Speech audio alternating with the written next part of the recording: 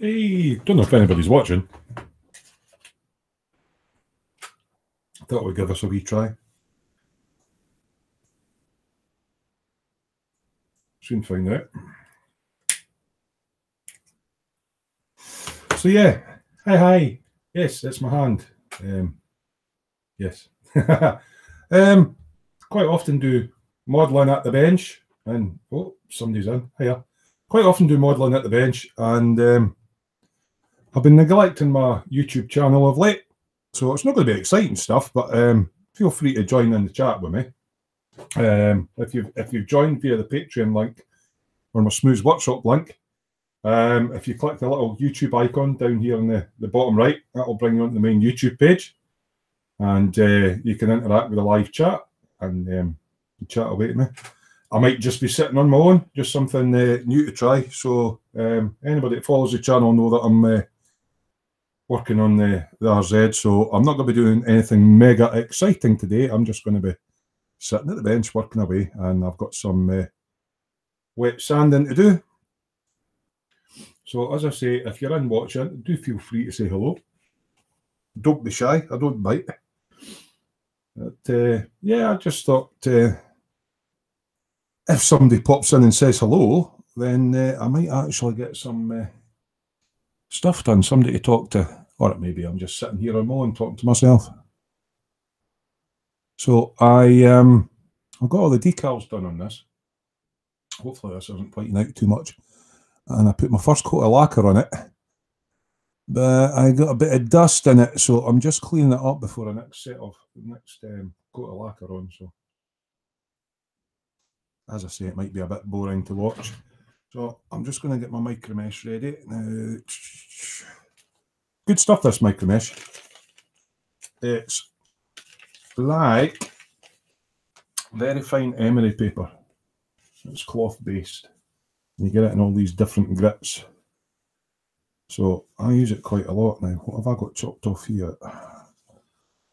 Right, that's 4. I'm not going to be using 4. That's a bit coarse for just sanding this back.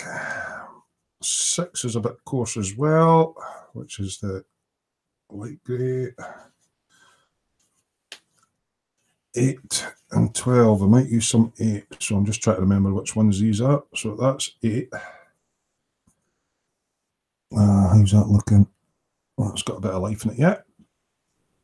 There's some 12 in there. So there's 4 people watching, nobody chatting. As I say, feel free to join in the chat. Don't have to. But a wee bit of company for me at the bench. So yeah, I've just got a little dish here with some warm soapy water in it. Because it's such a fine grade of emery paper here, I should be able to sand it back and get all the blemishes out without taking all the paint off and damaging the decals. So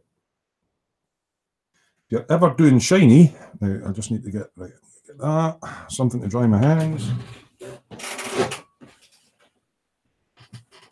So I might just be talking to myself, but yeah, if you're doing shiny, I tend to wet sand back after every coat. So I'm just going to give it an initial. This is 12,000 grit, so the higher the number, the smaller the grit.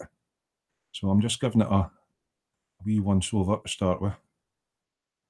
It's nothing really exciting, as I say. Who wants to sit and watch somebody sand? But if you're sitting at your bench and you're bored, and you want to chat, then feel free. I'm used to doing live shows with other people on scheduled times and everything. I've never really done a live at the bench. It's just sort of, as I say, talking to myself. But a wee bit of something else in the channel. If people do come in the chat, I can have a wee blather away. Feel free to ask any questions you want. Talk about any subject that you like. Bearing in mind it's before the watershed, so but I don't think there's really a watershed on here. Hopefully folk can hear me okay. So yeah, showing 4 viewers. Wow. That might just be some of my mates having a wee nosy. But yeah, so it's quite laborious, this part of it. So I'm actually filming this build, but I don't want to film all this kind of bit. So if I'm just live streaming, then it's kind of a behind the scenes kind of thing. Got a Patreon channel and stuff like that, so I might start doing behind the scenes stuff with them and wee chats with them, but we'll see how it goes. It's all relatively new. So we're up to 5 viewers, as I say. If you've joined us via the Patreon or the use Smoo's Workshop link, and some mobile devices don't support the chat, but if you're on a PC or a tablet, if you click the wee icon in the bottom right, it takes you to YouTube, and there's a chat function there. You just type in and I'll speak to you. So yeah, trying to fill dead air is quite funny. It's a new thing for me. But this is coming up quite nice, actually. There was 1 or 2 little black marks in this. I hadn't... Normally when I'm about to spray, I'll put my extractor booth on for about half an hour to try and clear all the dust out. Some people have suggested spraying water and putting damp towels and that down, but it can interact with clear lacquers to take the dust out. It's just one of those things. I tend to find when I'm airbrushing, the static tends to pull all the dust in the room in. So I've just got to see what bits I need to clean up on this, really. I've done quite a lot of this already. So today I'm just going to be cleaning up this tank, and I also have a beetle that I'm going to be cracking on with as well. He said cracking on. So I'm really just trying to see where the dirty marks are, because there was a couple of wee bits of fluff. And with this being such a fine grit, it shouldn't damage my decals. Although I did catch one a wee bit on that side, but nothing too much to worry about. I'm down to 4. Boring for peeps. Yeah, so thinking of going live on Saturday. I will post that up as a scheduled event if I do. It might just be myself though. Been a few wee changes in the group and that, so a lot of people are ill and got personal stuff that they're dealing with, so we'll see how that goes on Saturday. Because on Saturday it's a bit more of a little bit more light-hearted, a bit more fun, and you're not sitting watching somebody doing something at the bench. Quite funny. I know I can talk a lot, but anybody in the chat at all? No. I shall just keep beavering away then till somebody pops in. So I have been a wee bit unwell of late, so I haven't actually been... This is the first bit of modelling at the bench I've done in more than 2 weeks. Oh, hiya Shane, you're in. How you doing, buddy?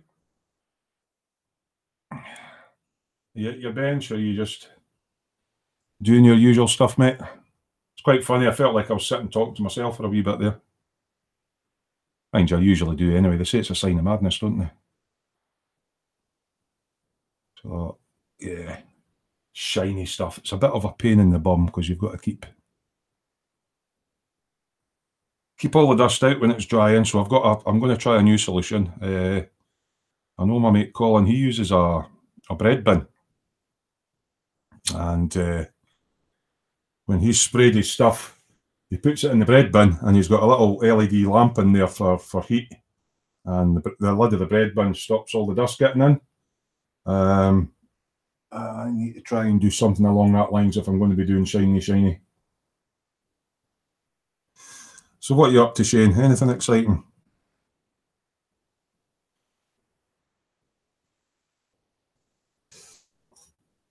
It's quite funny. I was chatting away to Fox. I says, "Oh, I'm a bit bored.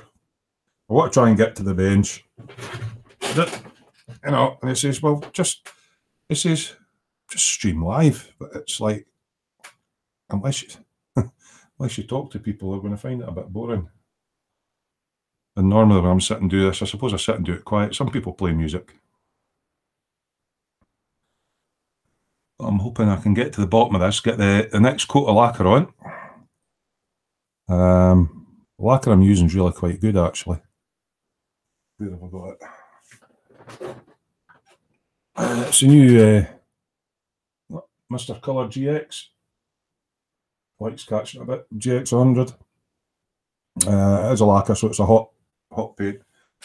So I'll mix that with Mr. Colour self-leveling thinner. So it is because it's a lacquer paint, it is quite a toxic paint rather than your acrylics, but it gives a far higher shine, because I quite like doing shiny stuff. But it's a lot more prep than doing your tanks and stuff. You know, if you make a mistake with a tank or that, you can just hide it with weathering. But when you're doing stuff like this, you need to kind of get it all nice and neat and smooth. Just on the phone saying, no bother. I mean, I didn't even think anybody would tune in. It'd be kind of cool if some people came in the chat and had a wee yap. But as I say, it's just something to do. It's got me at the bench. Might be that nobody comes in at all. Oh, no, Shane's in.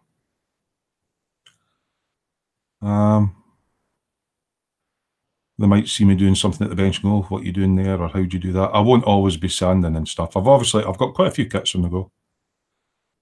This is a bike I started a long time ago, and through various reasons, because I was filming it, I never quite got it finished. I suppose if you're not filming a build and you're just at the bench, you can actually rattle through them quite quickly.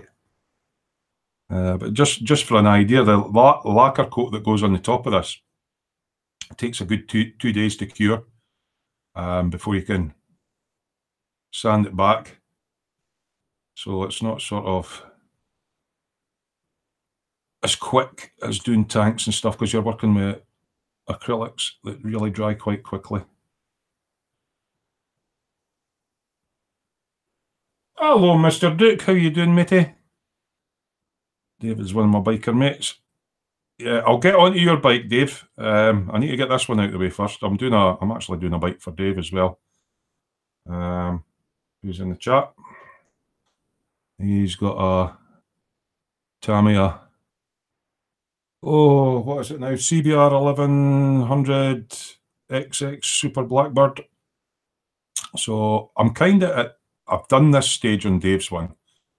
I've got all his top coat on, but there was a few blemishes in it. So basically what I'm doing on this bike just now, I've already done on Dave's. So the next one on Dave's is going on with the next coat of the colour. Then it will be another wet sand back, just to get it really smooth, and then I'll do the decals on it. And then it'll get a coat of lacquer like this. And then it'll get wet sanded back and polished as well. Yeah, the Blackbird, mate. And then once that's done, I'll move on with getting the rest of the bike together. I've actually got quite far on with the build on Dave's one. I've got a bit of work to do in the front forks still. But as this is a video build one, actually I started Dave's bike just before Christmas. That's shocking. But with various things, I haven't quite got anything done. Always the same. So it's Dave's usually the one I go out with a run on my bike with. I've got a Suzuki GSR 750. It's a braw wee bike. But it's dried up a bit today, but Patreon link, and you're watching it on Patreon, you won't have the live chat available. You actually have to come into YouTube. Click the wee YouTube icon in the bottom right, and you'll find the live chat, and you can sit and have a blather. So yeah, I'm getting all soapy now. That's the only thing we do in white. It's a pain in the Paint in the back side, if you get, shows up any little blemish or any little bit of dust that you get in it. Dave's went for a nice colour on his Blackbird. He's, I'm trying to remember. See, I decant the Tamiya rattle cans for some of the colours because I've got some nice colours in the range. And it's a metallic racing blue. It's actually quite a nice colour. Actually, I could show you it. Although it's kind of in, it's still kind of in the sanding stages.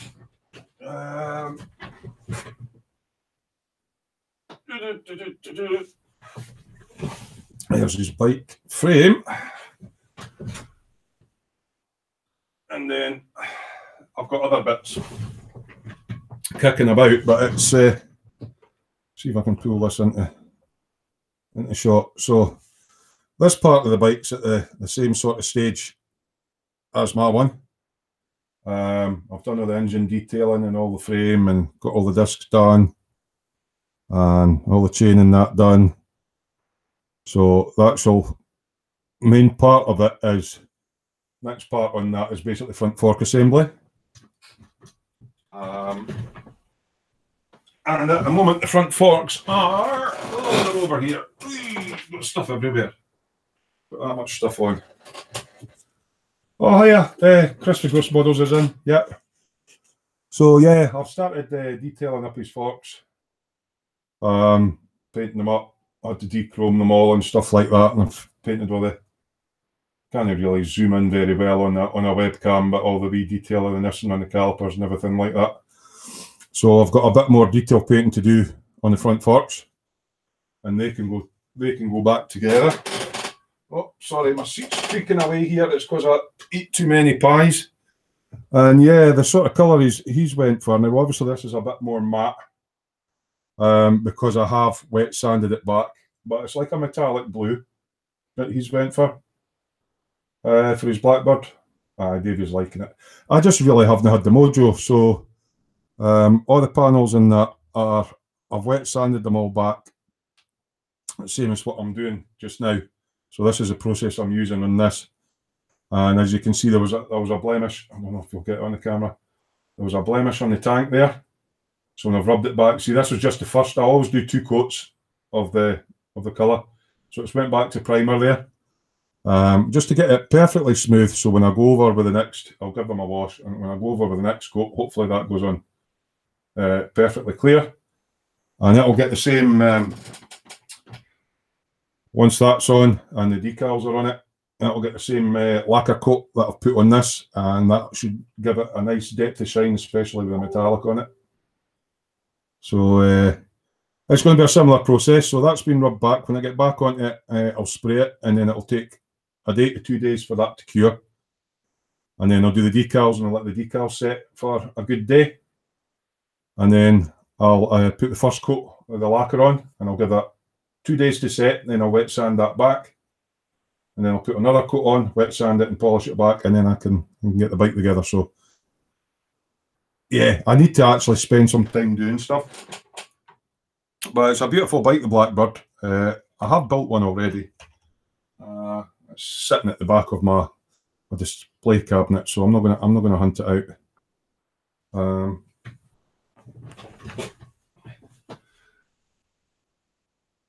But with as with every build, each one you do after that, you get better and better.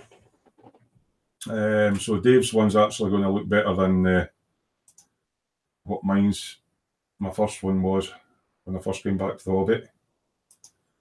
Oh, I'm just checking something here. Cool. So are you on a day off today, Davey, then, are you? Oh, it says 9 watching on there.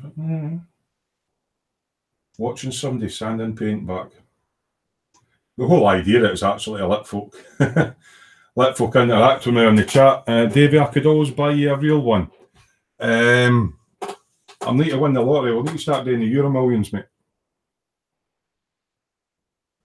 So Chris at Gross Models, are you not supposed to be working today?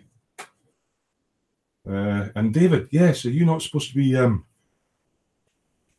my mate David's a chef, and He was a chef in the army as well. I think their motto was, what was it, Davey? Death from within.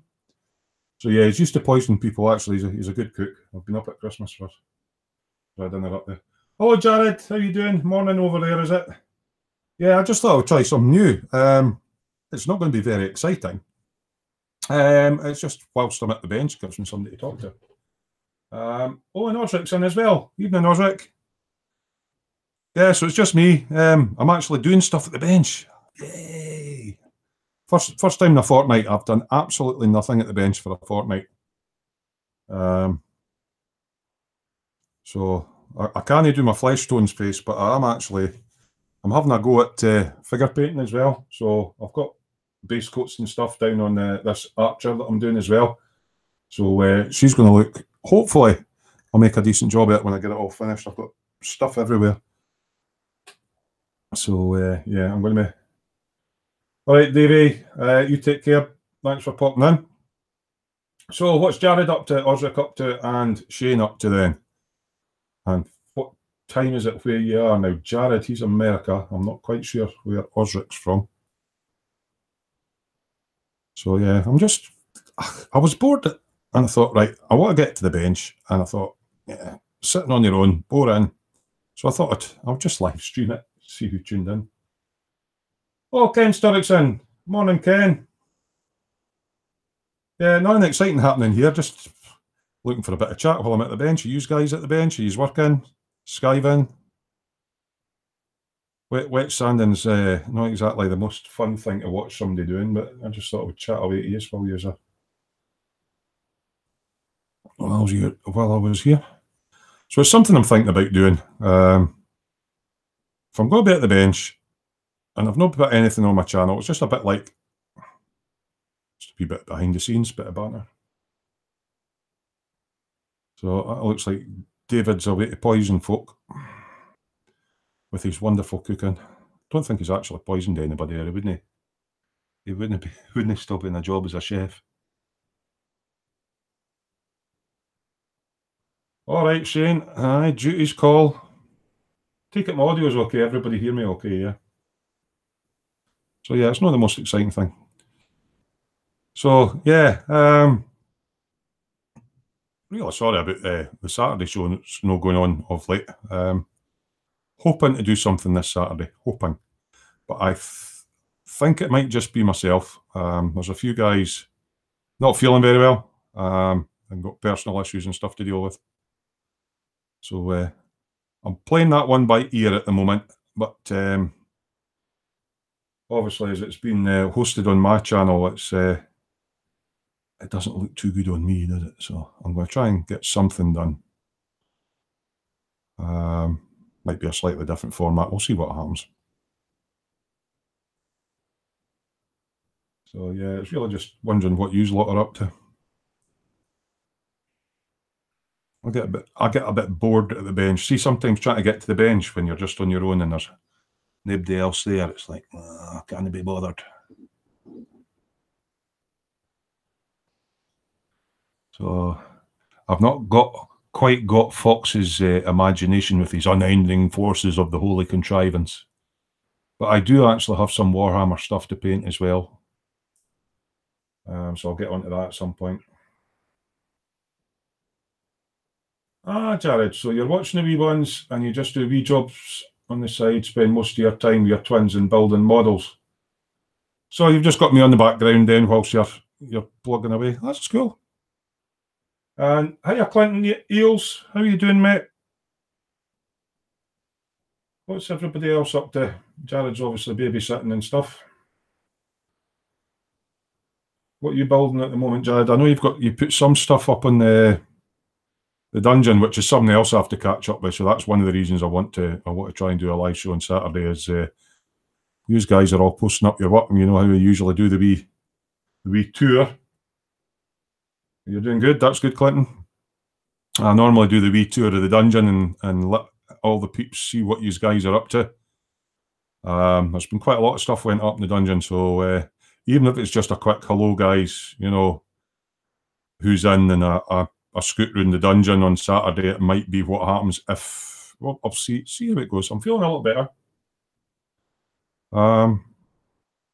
Just try to get back to the bench and doing things again. Because I've got so many things to get done. I've got this bike, which I'm videoing. I've got... Oh, that Peterbilt truck. Oh, yeah, that's a slow burner, that one. Oh, Ken's spraying up a Merkava at the moment, so you've just got me in the background, my dulcet tones, whilst you're going, shh. Is it a Meng Merkava, that one? Is it the new one?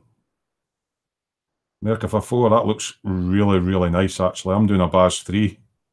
A Baz Mark 3. Bemeng. Beautiful kit. Still in the gluing it together stages at the moment. I've got a few bits of armour that are in primer. Ah, Clint Neal's is Southwest Modeler. Ah, right, so you down in Australia, is it Brisbane? Something like that, Southwest Australia. So I'm just thinking, what is it? It's 2:26 p.m. Here. So what time is it there, Clinton? And yeah, Jared, I'll feel a lot better when that bike's done. It's one of these things. It's like I can imagine how Fox felt when he got up to 6 episodes and went, nah. It's kind of like when I started this, I was new back to modelling. I thought, right, I'll try and do a video build on it. And then me and the girlfriend split up and I had to move my man cave back here. So that took a bit of setting up. And then there was other things going on as well. And then my mum passed away and all sorts of stuff. And I was like, yeah. So it'll be good just to get that build out the way. Merkava 1, the easy one.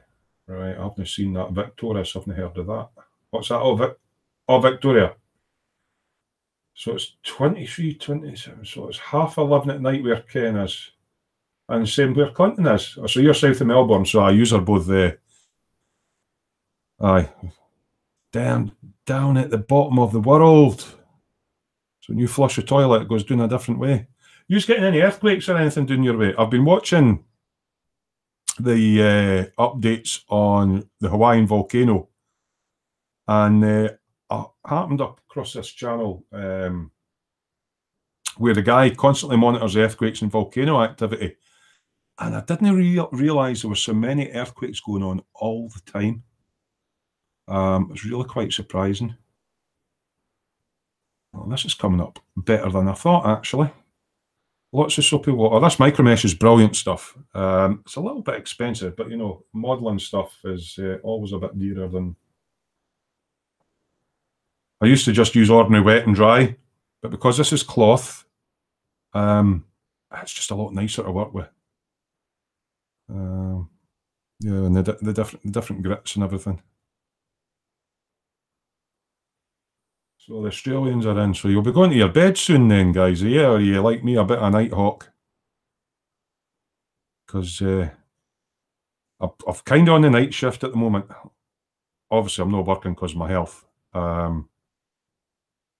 But I've been finding that I've been going to bed when everybody else is getting up to go to work. And I want to get up and do modelling and everybody else is asleep. So I thought, well, if I do wake up in the silly hours of the night, then it's kind of prime time for Americans and Australians. So, yeah.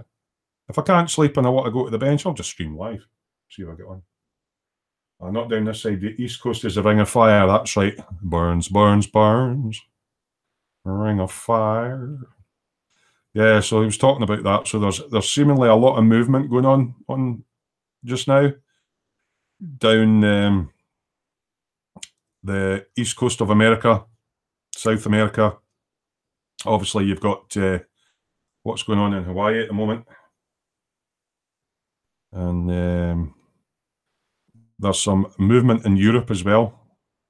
So it was really quite interesting. I watched his speech and it's like he's tied into, must be loads of monitors all over the world, all the European and all the rest of it. It's just really quite interesting. So Clinton's saying in your area there are 5 dormant volcanoes. Now, what was quite interesting was the guy who was saying there's a lot of dormant volcanoes coming back to life. I hope it doesn't happen where I stay, because Edinburgh Castle's on top of an extinct volcano. I think Stirling Castle is as well. And then you've got Arthur's Seat in Edinburgh, which is another one. Don't think I'm near any. Right, let's give this a wee dry and see how it's looking. Where did I put my towel? Where have you put my towel, guys? Ken's asking, is it a Jew channel? No, it's some sort of Dutch Sense or Dutch Sense or something, the guy's channel's name. He's got a really cool sounding American name. It's like, hey, howdy, and there's been lots of activity on. Yeah. He's got a really smooth sounding voice. And the way he streams, all the things he ties into, and he can zoom into the world, and it's like, oh, we've had a 5.0 there, and I bet you I know what it is. And he zooms in, he puts the coordinates in, and then you zoom in on the map, and it's like folk drilling for oil and that, setting off the earthquakes, and it causes weak spots in the Earth's crusts, and it's really quick. I've sort of been watching it when I can't sleep. But yeah, I got a friend who's in Hawaii, but he's not on the big island. You might know him off the Boom Hut. Oh, his name's escaping me at the moment. Daryl D. He's from Hawaii. The guy does all the cracking figurine stuff. Just gonna have a cigarette. And when is it Monolith? I can't mind what the name of the volcano is. Kalua, whatever it is. The volcano on the big island, when it went off, Daryl was getting constant phone calls. It's like, I'm all right, I'm on a different island, I'm not on the big island, it's not affecting me, but it hasn't. It was quite interesting how the whole big crater's collapsing. It's coming up through fissures, and it's just like, I've never seen lava moving so fast, just all this rivers of lava going into the sea and everything. So yeah, I suppose it's land being born. Yeah, Jared's saying that obviously Yellowstone's on a big caldera, they call it. If that went off, there's been lots of programs on the TV about super volcanoes, and yeah, if that went off, that would be a global event. That one. And Clinton says it's 10 miles for one, so I hope it stays dormant.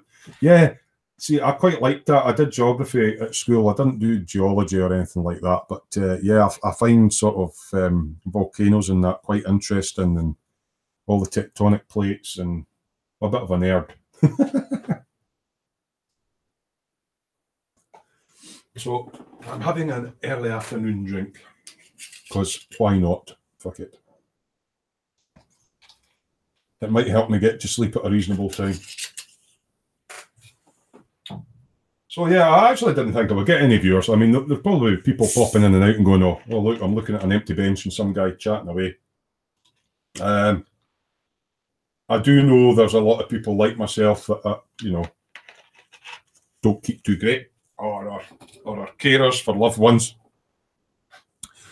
are sitting at the bench a bit bored, and I just thought, you never know, I might go on and get a wee bit of company and chat. So I thought I would try it. It might be that folk don't find it very interesting or whatever, but I mean, there's 9 years in just now watching. If you have just joined in the channel and wonder what it's about, I'm just working at the bench. This is one of my builds. It's an RZ 250 Tamiya on 112 scale. And yeah, because I've been neglecting my channel a bit, and I thought, right, I know what, I'll stream live for the bench, and if anybody joins in chat, they'll keep me company. So now, believe it or not, that's not. It's hard to see. These cameras are not as good as when I do my video, because they white out a bit. I should really adjust my white balance and all that sort of stuff. But just rubbing that with that 1200 grit micro mesh has taken all the dirty blood. No, have I missed one? I'm actually going to have to get the Optivisor on. My, what was it Foxcos has? His things of seeing, that thing. So bear with me a second while I just check, because I'm sure there was a small hair trapped in this that I wanted to get out. Right, I need to work more on.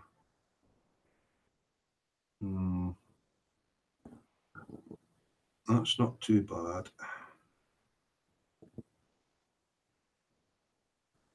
That needs a bit. That needs more. Can't see it till I put my optivisor on. Slight blemish there, and still some there, yeah. So I shall do a bit more rubbing away. What are you saying, Clinton? It's good. I needed a smooth fix. Actually, that sounds a bit like one of these hardware stores that's near me, Screw Fix, where you get all your nails and screws and tools and stuff. It's a Wednesday afternoon. I just thought, yeah, nothing planned. Just I need to get to the bench and get this done, get it out of the way. It's just taking a wee bit more work than I thought. I'll get there. I'll get it done. Right, I think this is this 8,000. Some of this stuff's the same colour or different colours, and it's quite confusing. Right, let's try some of the coarser stuff, because that's not quite getting it. I've got a bit up there that I need to clean up.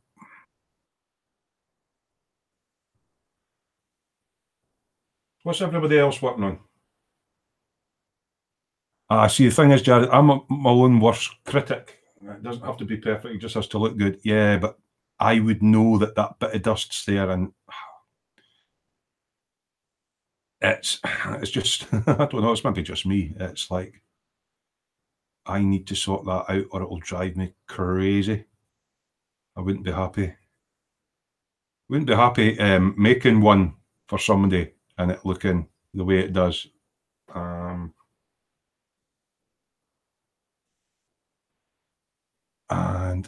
I'm not happy with it myself, so, which is one of the things that slows me down. I've stripped the paint back on this so many times, and I could have had the bike built, but when I first did it, I was new back to the hobby, and I stripped the chrome off, and then do you think I could find a paint that would replicate chrome that came to my satisfaction? Well, I did. I tried. See, I had to do it in retrospect, so I had to strip it all back down and pull it all apart again. So that added time to doing it, and then bits broke. And I did find out a handy tip that if you glue it together with extra thin, and you apply extra thin to it, it releases the bond again. It remelts it, and lets you pull it apart. Although I got a small breakage on the horn, which wasn't bad because you got a spare one in the, because it gives you the 350 kit parts as well. So yeah, I tried AK Extreme Metals. They're chrome. Doesn't give a chrome, it gives a lovely like stainless steel finish. It's great through the airbrush, but if you paint it on, it reactivates and it's not quite the same. Alan Peterson's in. Hiya. A Tamiya Porsche 959. Ooh. Somebody that likes doing shiny. Now, 959, is that one of the race cars? There's one of the guys that comes onto the dungeon. He's a Porsche tech, because I'm going to be doing a Porsche. I've got a Revell, what is it, Carrera. Where's it hiding? It's away hiding somewhere. I've moved it. Oh no, Porsche 911 Turbo. I'm going to be doing the Revell. I'm going to be lighting it up. It's the one with the big fat shark's tail. The shark's tail, what do they call it? The big fat arse on it. Whale tail. So it's that one. Kit doesn't look too bad. There's a wee bit of warpage at the back.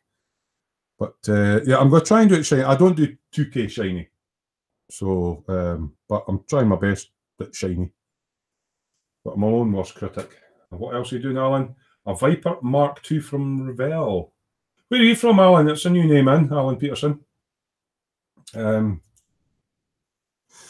feel free to subscribe. I put videos in that. I mean, I've only been YouTubing a couple of years, but yeah, I've been neglecting my content a little bit. And also, I've got a page, a group, Smoo's Dungeon. So it's Facebook.com/groups/Smoo's Dungeon. Feel free to request a join and share your work on there if you want, Alan. A lot of nice friendly people in there. We don't have it count or anything. If you're aware of Model Maker's Boom Hut, it's kind of like that, apart from we don't do a lot of gunpla in there. Nothing against gunpla, it's just that we're more into cars, tanks, planes.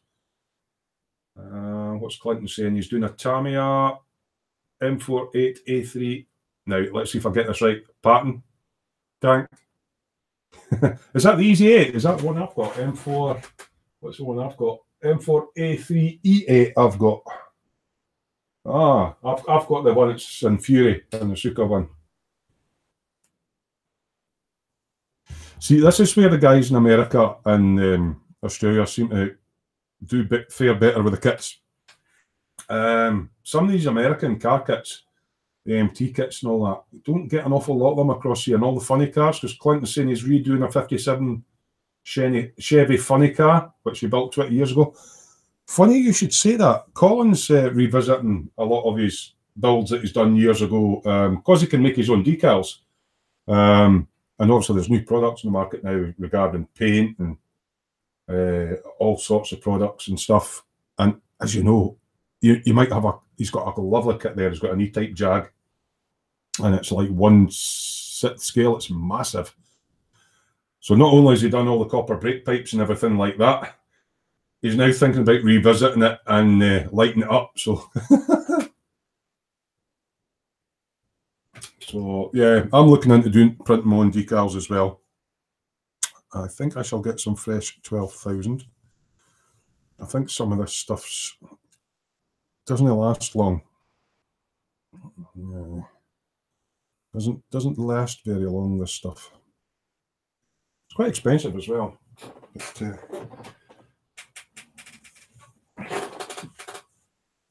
yeah, funny cars. I quite like the funny cars. The only thing I don't like about a lot of the kits, the American cars, is they've got a hell of a lot of chrome on them. Obviously, I've got that Peterbilt truck, which has got a lot of chrome on it. So I'm stripping it back, and I've got that Molotov stuff. But if I'm being totally honest about it, it kind of tarnishes, and there's an act to spraying it. You slap it on, kind of thing. Slap it on. But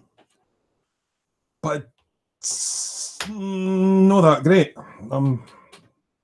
It's great for small bits. Yeah, Colin's Jag is gorgeous.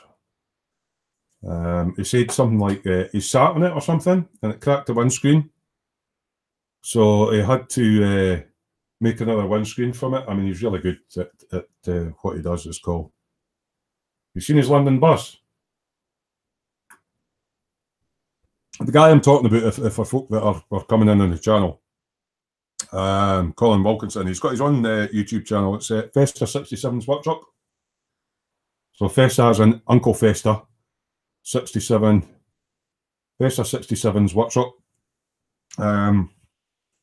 He's got some good stuff on his YouTube channel. So if you haven't seen any of his work, he's done, you know, the Bandai Star Wars AT-AT Walker thing. Well, his wasn't a Star Wars one, it's an old kit. And he's done a slant on it. So rather than doing it like what everybody's killed it to death with Star Wars and snow dios and all the rest of it, he's done it in Caterpillar colours. So it's a cat rather than an AT-AT. It's fucking brilliant. He's modified it and put wee bits on it. Another good one to go and see. Again, something a bit different for the normal sort of Star Wars stuff that people are punting out. A guy called Steve Spencer Beanie of Total Scale Models. He's got a channel as well. Now he's done an AT-AT, but what he's done a Dio, which is kind of like a forest, and the AT-AT has been destroyed, wiped out, and it's stood there for a number of years, so it's rusty, it's got holes in it and that. And the jungle or the forest kind of taken it over, so it's all overgrown with green stuff and got vines on it. Just a nice take on it, just something totally different. So that's another guy, go and look at some of his stuff. I think he's doing a Star Trek Enterprise of some version at the moment. Yeah, Colin is fearless. He's just got a really quirky mind. He'll look at a kit, whereas I tend to build sort of out the box. Okay, I'll add LEDs and stuff in. He's like, nah, that doesn't look right. Oh, if I cut that, chop that, stick that bit in, and oh, he's just really good at that. So me and Colin's both got the same fire engine. Whoa. But I fear I'll not be able to modify mine as much as Colin, because I'm not really into the. I'll do things like put lights in it. So the Vell fire engine now, the one that's left-hand drive, European. I'm going to keep mine left-hand drive and try and light it up, but the actual engine detail and all the rolling chassis detail is actually quite nice on it. It's a 1/24 scale. And you know how on lorries, to get to the engine, they tip the cab up? Colin's going to tip his cab up. I'm going to try and either get pointers off of Colin or figure it out myself. I think I'll tip my cab up, but he's talking about converting it from left-hand to right-hand drive and all that sort of stuff. Yeah, redneck. Redneck designs. What was it called? About that was on a live hangout one night. He said something about redneck stuff. But yeah, he's got big plans for it. So I've got ideas what I want to do to mine, but I don't think I'll be modding mine as heavily Colin's. Mine's will be pretty much a straight build, but with lights on. So there is a bit of modding, and I'd like to lift the cab up, but that's going to be later in the year. So yeah, Colin's. The only thing, see, I'd love to do fancy dials. Colin's done a cracking, again, blowing Colin's trumpet. He's done a cracking World War I dial where the mail tank going over the trenches, and he's got all the soldiers and tunneling and all that sort of thing. So he's done all that. I don't really have the space to put these things. Well, I would if I tidied my house up, but you know, housework. Nah. So again, I don't know if it's the same people it's in. If you just popped onto the channel and wondering what's going on, I'm just working away at my bench, prepping for the next stage of my video build once I get all this cleaned up. And yeah, I just fancied a wee chat if anybody popped in. Redneck Tools, that's it. Yeah. Oh, that time that Mr. Fallon was on, it was quite a good laugh actually. He'd made up, because I've got a soldering bolt as well, right? So I've got a, because I do LEDs and stuff. But what he'd done was he just took a bit of copper wire and made a loop and fitted it into his soldering bolt so that he could carve styrene with it, like a hot wire. I was like, that's such a simple idea.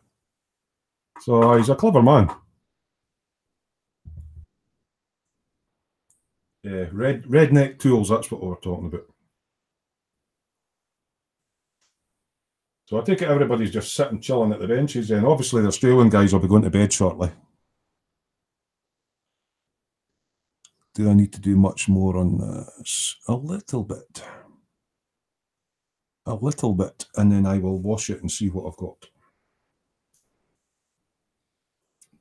Quite hard with the white, I know, because as soon as you go over it with one of these, it gets all the dust on, and I should maybe get a clean one, actually. So that's good. Some of you are building cars, somebody's building a tank. So how did you manage to come across the feed, Alan? Because I don't recall you off any of the live shows that we've done. It's kind of like you've just wandered in. Was that what happened? You seen the feed and went, I wonder what's happening here. See, no problem, Jared. As I say, I'm just hanging at the bench. That sounds quite bad, eh? I'm hanging at the bench. Yeah. I'm going to order myself another webcam. I've got one on my laptop. This one I've actually just got suspended on my overhead light. And I've got OBS in that, but I haven't really set it up yet. So for now, it's just sort of, yeah, just nothing exciting, just me at the bench. Was Clinton saying that was my second night in chat and I've been hooked ever since? Yeah, I mean, as I say, I'm not quite sure what's happening with the Saturday Night Lives. There will be some changes, but that will become apparent in time. But it may just be whilst guys are sorting out their personal stuff. Some of the guys are not well. It might just be me popping on a Saturday and go, hello, everybody, and just having a wee chat and run through the dungeon. It might just be a short solo thing. I obviously won't be working at the bench, but I'm playing that by ear. Obviously depends on my sleep pattern at the moment. As I say, I'm on the night shift, so I don't want to post up on yet another link and say, going live, the Saturday Night Live show, and it doesn't go on. So I'm going to wait till nearer the time. Normally I would put it up, well, today's Wednesday. Normally I would have put up today, Saturday Night Live. So it'll not be a Smoo and a crew this Saturday. It'll just be to the Smoo. That much I do know. There might be one or two pop in, but nothing's definite. So that's kind of what I'm looking at the moment. And in the meantime, just to keep myself busy, I'm going to do. Yeah, I don't know if they're worth watching. Hiya, John.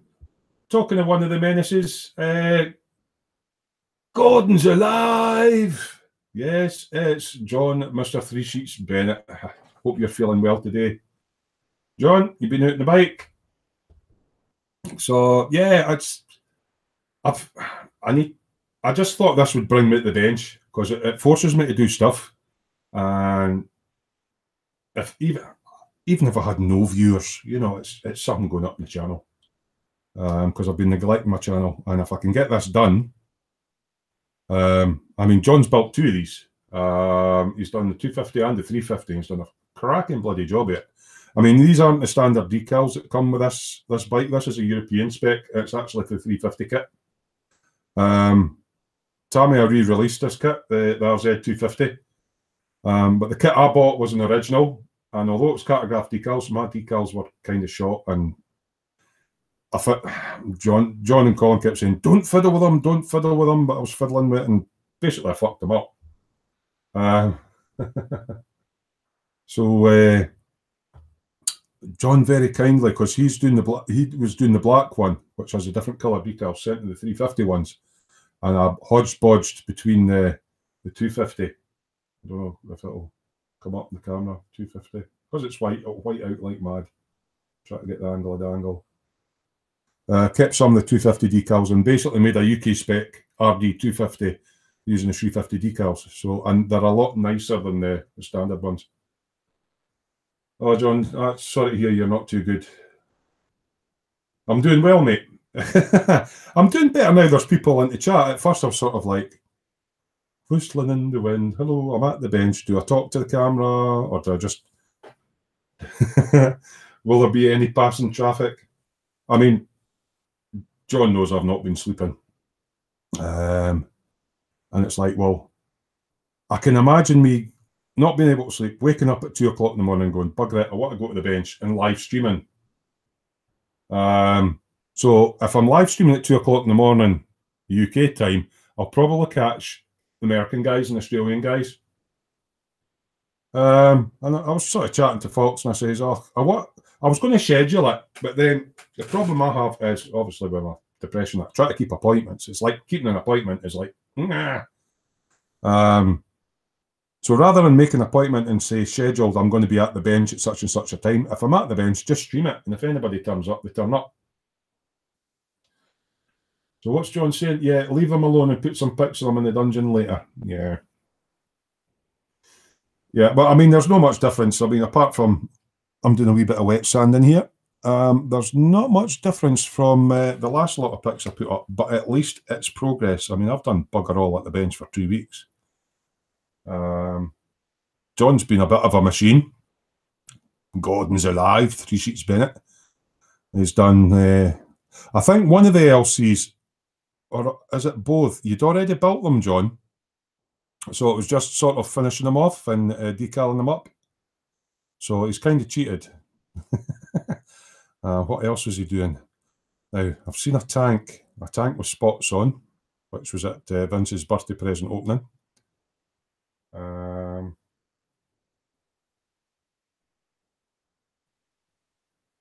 Oh, yeah. Oh, hold on, wait a minute.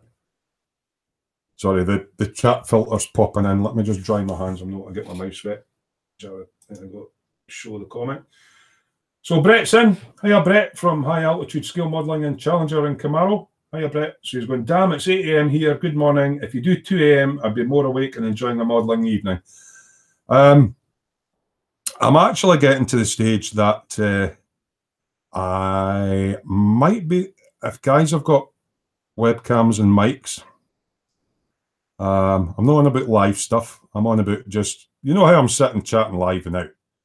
I'm on about doing a hangout, but not live, but maybe giving some of you guys a chance to come in and you can sit at the bench and do stuff. If you're interested, drop me an email at Smoo's Workshop, okay, at gmail.com. In fact, I should be able to type that in the chat. Give me a second. Yeah, just have an evening. Obviously, I'm UK time, but let's see if this will work.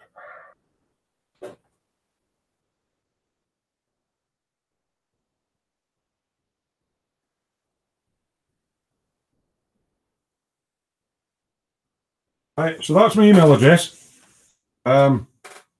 If you've got a webcam and a mic, or even a tablet with a headset, because they tend to echo back and stuff, and you're interested in doing hangouts of an evening, obviously I'm UK time, so the evening time usually. They won't be going live on the air. It's just, you know, somebody to chat to while you're sitting at the bench. Drop me an email.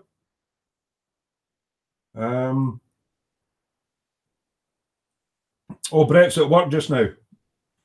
Yeah, I've hung out with Brett before when I used to do the hangouts with ISM crew years ago. Oh, Jared, sorry, I missed your question. Did Vincent have a good birthday? You get to bust his balls at all? He's actually, if you know, Vincent's got a channel, Mr. Loft's Model Making. His birthday video's on there. I wasn't feeling well enough to actually take part in it, but I was in the chat. But yeah, he seemed to like what we got him and everything. So I wasn't in the chat, so it was up to. He actually hosted it, and he did a bloody good job of it. So hats off to Vincent. It was quite funny actually watching him, because it was like a mini me. You know how I do on the Saturday night? It's like, hello, welcome to Smoo's Workshop, and this person's in, and that person's in, and that person's in, and what have you all been working on? He kind of did that. But yeah, he did really well, Vincent, and he had a good birthday. John saying he's built both the black one was not as good as the white one, so I took it apart and remade it. Right, so you reworked. So you did build one. What else are you working on, John? You've got a lot of stuff on at the moment, haven't you? You've got loads of stuff on. Yeah. What's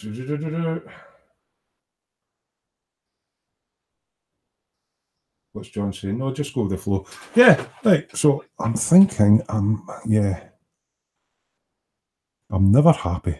It needs a wash. The problem with wiping it with one of these is you get wee bits of black dust, and you don't know if it's actually needing more buffing up, or.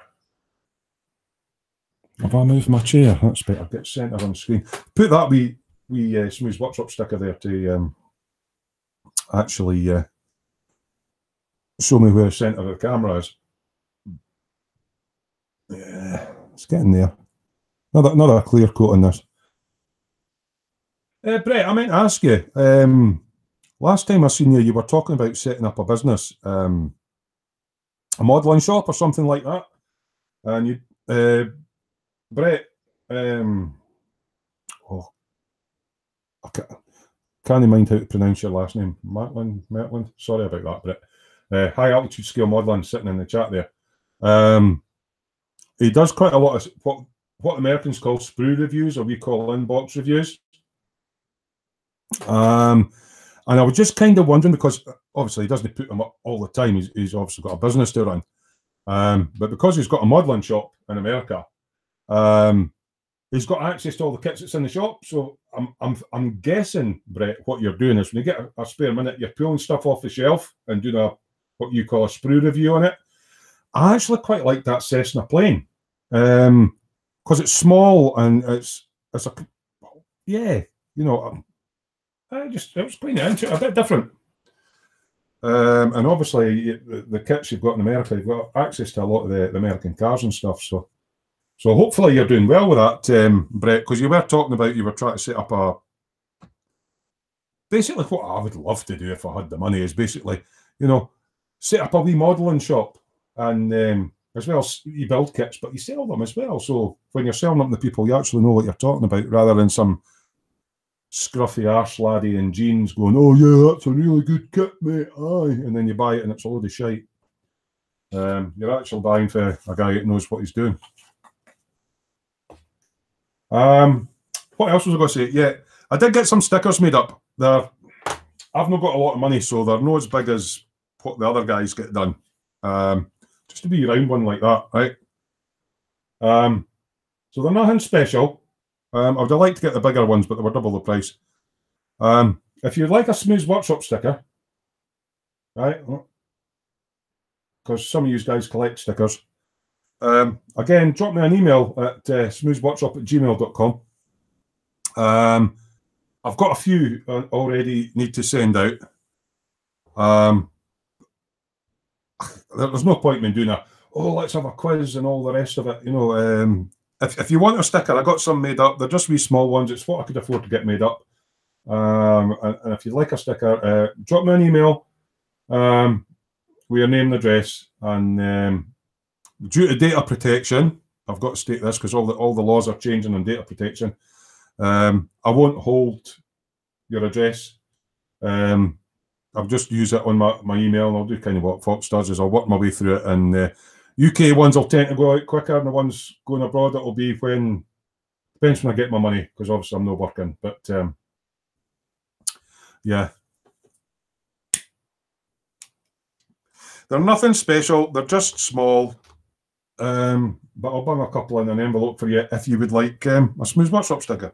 So there you go. I have got some, but they're tiny. There you go. Yeah, the hobby part was the fun part of your job. Yeah, can imagine that. I'm doing quite well for subscribers now, actually. I think I'm about up to 670-ish. I'd love to get the 1,000, but I don't think I will. But if I do, I might do a wee giveaway, a t-shirt and a mug and stuff like that. But need to see how the money goes. What's John saying? Oh, your Jet Provost. That was really nice. Mark III Percival Provost, a Max Sports kit. 76. 1976 kit and the decals still went fine. Oh, yeah, get some pictures up. Yeah, John and decals is just like, decal on. You know how we all use, like, where have I got it? I've got my...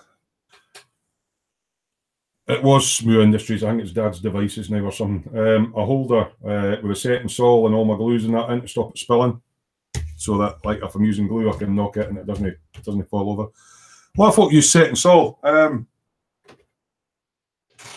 This is what John uses to put his decals on. Yeah. He's no scared. Oh, Christ, I'm laughing. I'm laughing at Clinton. It's not all about size, Terry. Yeah, it's true. It's what I can afford just now. As I say, I'm not working, and everybody seems to be giving out stickers. I mean, I've got a sticker board back there, but you'll have seen it in the live shows and everything, eh? But as far as t-shirts and that, I could maybe do it for a one-off. If I hit 1,000 subs, it'll be like a t-shirt and a mouse mat or something, something like that, without the stain in it. So a wee mouse mat, a t-shirt, and some stickers or something, if I ever hit 1,000 subs. But I think that'll be, going by the rate that the subs are going at the moment, that'll be probably be about a year's time. I need to really start working on content, but it's yeah, my mojo's been lacking. If I was actually sitting and doing what John does and just build, paint, build, I've got about 10 builds on the go. I would actually churn out some stuff, but when you've got to try and video it for content for your channel, it kind of slows it down. So at least I seem to get past episode 6 and quite a few. Do tend to waffle a bit though. Yeah, I'll get there, Clinton. Yeah, it's if you a lot of the guys that come in here are for the Boom Hut or people that I've met before or I've just happened across the channel. But if you're used to the E-model stream, which a lot of the guys watch, don't know if you're helping 35's workshops, the one that got me into doing this and got Colin into doing it and all. It's like, I'm an alright modeler, I'm nothing special, but then folk say, oh, I'm glad you showed me that bit or whatever. So, yeah. Thanks for that, Clinton. Yeah. I mean, I don't just do bikes. I started off doing bikes because they don't take up a lot of space. I've done Gunpla, done Armour. I've got a car and that to do, but I've got loads of stuff. I've got like lifeboats. I'll build anything, but I'm going to try and get into figure painting. It's the eyes, it's the hard part. So yeah, I've got the pupils to do in her mix. I don't know if it'll come up at all. This is just base coated. This isn't the final coated. So this is just base coated. I've got her pupils to do. Once I get them right, then I can get on with my flesh tones. That's a lovely little bust, and it was only like 15 quid. All the other bits are, hold on, they're hiding under bits and bobs. She's an elf archer, so there's a bow and everything goes with it. Obviously another arm. And I do funny stuff as well. I mean, this is another one that I've got to sand back. This has had all the lacquers on it. It's a fun little Airfix starter kit for the group build we were doing. It's a wee beetle. I'm laughing. Oh, Dr. Sprue's in. He's going, hello, Sprue monkeys. So this is a little fun thing that I've been working on in the background. You'll notice it's kind of got like really hippie sort of flowers on with smiley acid faces on them. They were actually, you know, the fingernail decals that the girls get when they're getting all their nails done. There's some pictures out on the dungeon. So that has had its final lacquer coat. It looks all right as it is. It's quite shiny. But that's going to get the same treatment. It's going to get micro mesh back and then polish and compound and stuff, and then I'll eventually get it built. But it's just stuff like that I've got to do in the background. It's probably what I'll be doing when I'm streaming at the bench. And I've got a lot of oh, where are they? I'm in the middle of doing a load of Space Marines. So I might even do some of them live. You know, it's just something to do. I just thought I would try streaming live. What's John saying? He's been modelling for 45 years, plus you do build up a collection of decals. Yes, yes. John, 3 sheets, Bennett. Kenneth winds him up and says that he actually sits on his decals on a throne, and every week his throne gets slightly higher. What's Clinton saying? I like the modelling talk, but also like the random dribble. Yeah, it puts people off. I sometimes get comments from my videos saying that I talk too much and just get on with the modelling. And what's Dr. Spruce saying? Oh, hello, styrene junkies. Yeah. Where are you from, Dr. Sprue? Are you UK or in the foreign place? I sometimes forget to ask. Right, I should really get on. I'll finish my cigarette and I'll get back on with the sanding. What have I done with my... Is that the new bit I got out? Terry, you're useless. Or is that the new bit? Oh, it's a greyish one, isn't it? It's...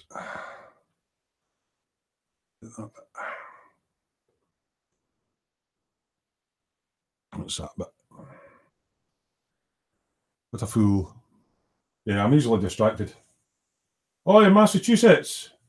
All right. That times it across there. I'm just thinking Massachusetts. My geography is not that great. You're either 8 or 5 hours behind me. So if it's 3 o'clock here, it's probably like go Sox, Jared's saying. Now, is that baseball or American football? I've never followed baseball, but I used to quite like the American football. But it's like, yeah, it's really heavily influenced by the advertisers, isn't it? It's like the cheerleaders is the best bit. It's like first down and 10, and now we're going to go and have the cheerleaders on, and they're all going to go off and an advert and come back on, and the offensive team comes on, and I like American football though. They were doing it in Scotland for a wee while. There was the Scottish Claymores. It used to be at the rugby ground at Murrayfield in Edinburgh, and I used to go and watch it. It was really quite good. It's a nice. What I like about American football is it's quite family orientated, and there's lots of stuff going on, off outside the place, like parties and stuff for the kids and all that. And then you go in and watch the game. And there's lots of entertainment and stuff. But then they moved it to Glasgow. I stopped watching them. Are they basketball or baseball? Yeah, I forgot about basketball as well. Yeah. I don't really follow a lot of sport. Because as you've probably found out in one of the live feeds, I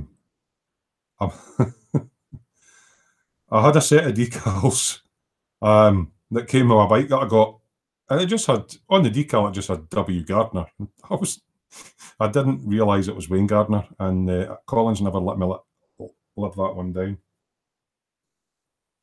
So yeah, W Gardner.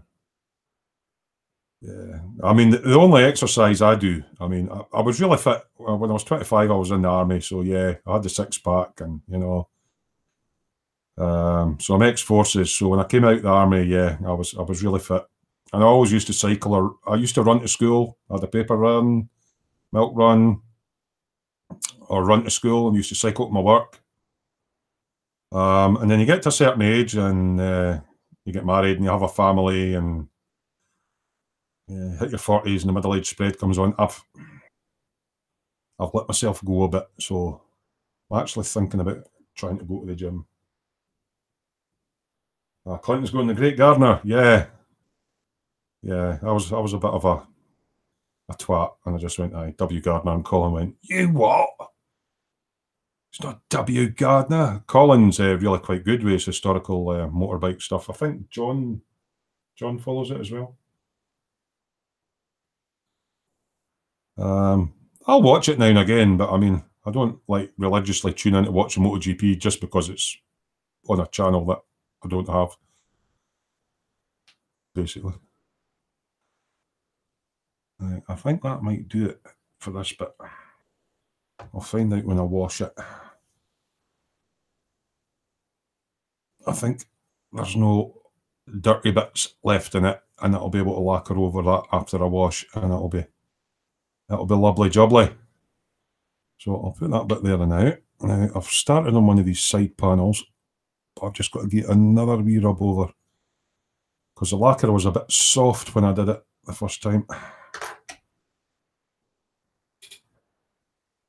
Oh, you met him once, Clinton, did you? Oh, cool. Jared saying, I'm from Massachusetts. Love that state. I love how Cape Cod is shaped like a fish hook. Ooh. When you say Massachusetts, I always somehow think of the Bee Gees. Because that was one of their hits, wasn't it? Massachusetts. Dr. Spruce saying, Boston is cool, but I am from Western... Oh, hold on, my mouse is in the wrong place. Western Mass. My geography in America is getting better. It's quite funny, because we quite often say that... I mean, America's a bloody big place. We quite often say that Americans aren't really interested in anywhere outside their country, because I used to get quite a lot, oh, you're from Scotland, that's in England, isn't it? And it's like, nah. But then I'm quite guilty of, I know sort of my European countries and stuff like that. I know where Africa is, and Australia and all that sort of thing. Some of the former Soviet places are a bit confusing because it's all something Stan. But yeah, America, I'm quite guilty of not knowing the geography of America very well. I'm picking up on it.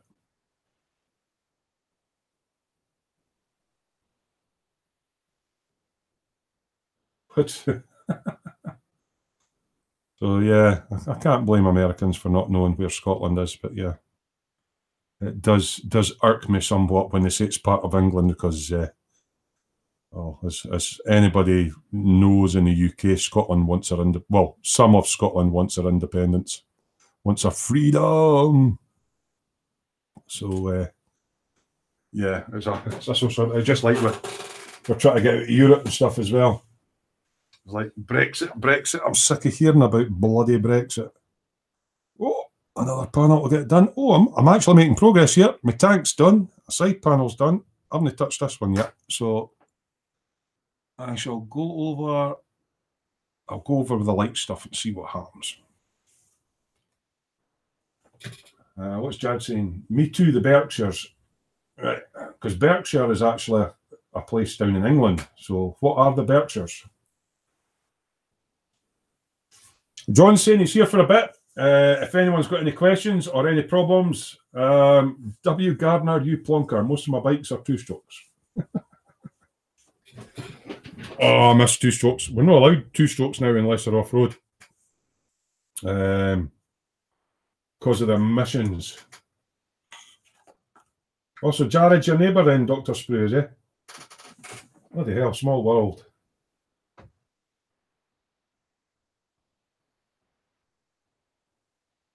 Oh, John, you get. I see. John's quite lucky because, well, as some of you might have noticed, that he's got a rather cool prosthetic leg with skulls and crossbones on it. He gets access backstage to some of the paddocks and stuff, and there's a couple of circuits nearby him. So he says he was talking to Fast Freddie Spencer the other weekend. What Clinton says when he met him, it was a bit of a tool. I don't think I've met any of the. Kind of cool meeting celebs, eh? But I mean, they're just ordinary people. Some of them can be a bit up their own arses, but I mean, a lot of them are just ordinary blokes.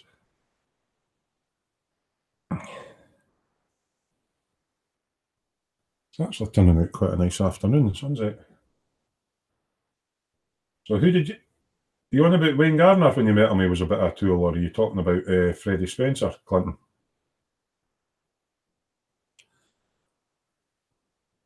It must be quite hard racing a bike in Australia, actually. You know, because you try to stay on the track when you're upside down and everything. Yes, I'm a cheeky bugger. So obviously you're all in different time zones, so I take it you're either finished work, or you don't work, or you're retired, or you're a professional modeler, or you're like me, you're just like, yeah, I think I'll just go on the interwebs and show everybody my sanding bits from my bike.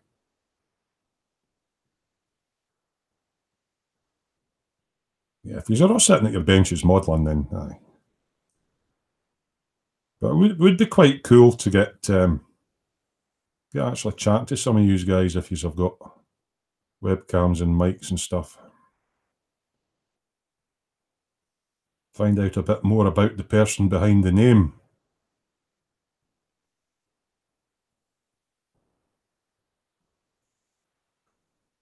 People always look at this and go, "You're using sandpaper on that, but that's all going to rub off." Yeah. Judge saying a lot of New England times have names from Europe. There's a London across there as well, isn't there? Clinton saying, I'm a builder, I start working 6 hours.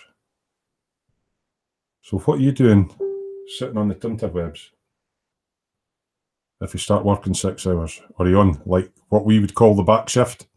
So you don't start till the afternoon, or are you starting early in the morning? I've got really bad short-term memory, so sometimes I might ask you questions that I've already asked before in the past. I do listen, it just doesn't sink in. So I'm a builder. How long have you been doing that for, Clinton? That's quite a physical job, that.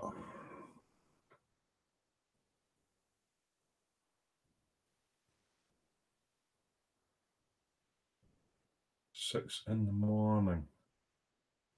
So I take it you've slept through the day then, if you're sitting on here. Yeah, 12:30 a.m. So it's just after midnight. Yeah, so yeah, you'll be needing to go to bed, or unless you're one of these people that can manage in like about 4 hours of sleep.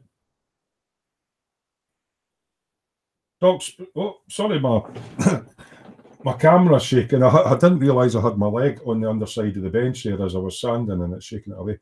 Dr. Smoo's asking, what clan am I from, Terry? We've got a bit of Scottish on the wife's side of the family. I'm from the clan, well, my mum's side is the clan MacDonald, and it's MacDonald of Sleat as the actual clan, because obviously you've got MacDonald of different places. So I'm clan MacDonald of Sleat. What's John saying? The two that I spoke to had time to chat with me were Rossi. Oh, he'd be nice to talk to. I went to Donington, and Guy Martin. I love Guy Martin. I think Guy Martin's brilliant. But I mean, he's just I'm a mechanic to trade. He's just a lorry mechanic, isn't he? Yeah, I do like him. You're going to meet up with Guy when you go across to the Manx in August, John, are you? How did you manage to handle that? Yeah, I really enjoyed the.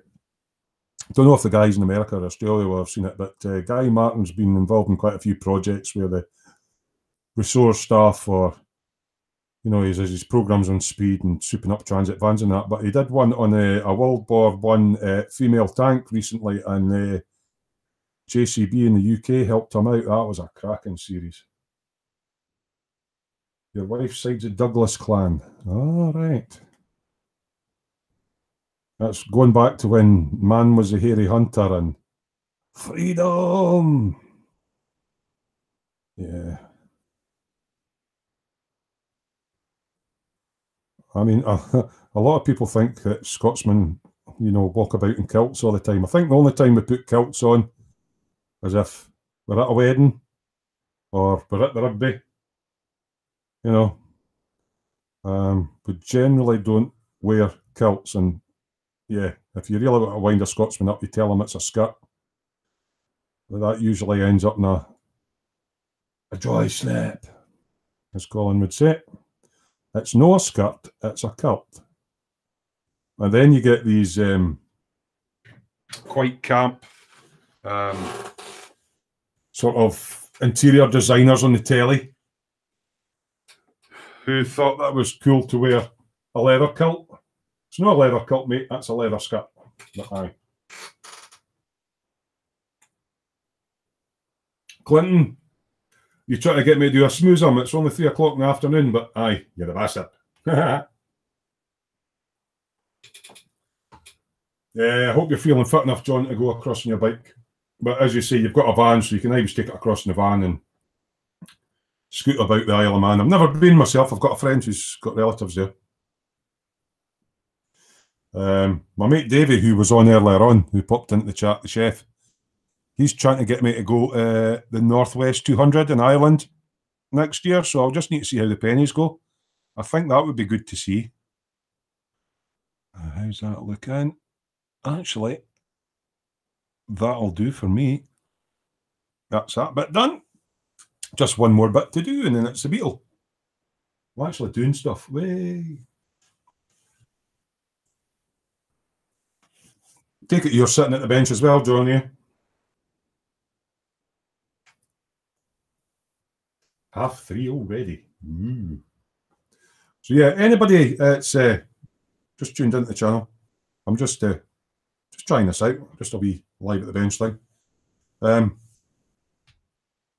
If you want to join in the chat and you've come in through my Patreon page or you're viewing it on a mobile device, click the little YouTube icon down in the bottom right, about here. And click on that, come into the YouTube page, and you can interact in the chat. Oh, you doing the Northwest next year, John? My mate Davey's trying to get me to go. He's been a few times. Says it's really, really good. It's just ferry, fuel, accommodation costs, and he's not really a drinker, so he'll not need beer money, but yeah. Yeah. It's like Colin and John laugh at me because I'll not sit and watch MotoGP, but if I go up to Knockhill, I love watching it live. You know, actually being at the trackside and seeing the bikes, but watching it on telly is not quite as engaging. I know I like Billy Connolly. What about Craig Ferguson? I think I know who you're on about. I actually like the wee ginger-haired guy that always gets himself into trouble. Oh, that was me just adjusting my seat. Oh, try to mind his name now. Ginger-haired Scotsman. It's how he's not quite politically correct. I like him. I think the only comedian that I've never really liked is Roy Chubby Brown. Billy Connolly swears, but it's like it sounds daft, but I think only Scotsmen can swear properly and use the swear words properly. Because it's like you go down to London and it's like, "Ew, fuck off." It's like Scotland, "Ah, fuck off." You know, it's not the same unless a Scotsman swears. But I just found that Roy Chubby Brown it wasn't actually that funny. It was just really crude and crass. So I didn't like him. But Billy Connolly, yeah. It's a shame that his health's not so good. But I liked watching his wee series. He was down under with that daft trike of his. Now, am I right in thinking that he rode that bloody thing naked or something at one point? And he's had a couple of spills in that as well. Yeah. My dad, God rest his soul, always wanted to meet and go to one of Billy Connolly's gigs because back in the day, I'm talking about black and white telly, Billy Connolly used to bring out vinyl LPs.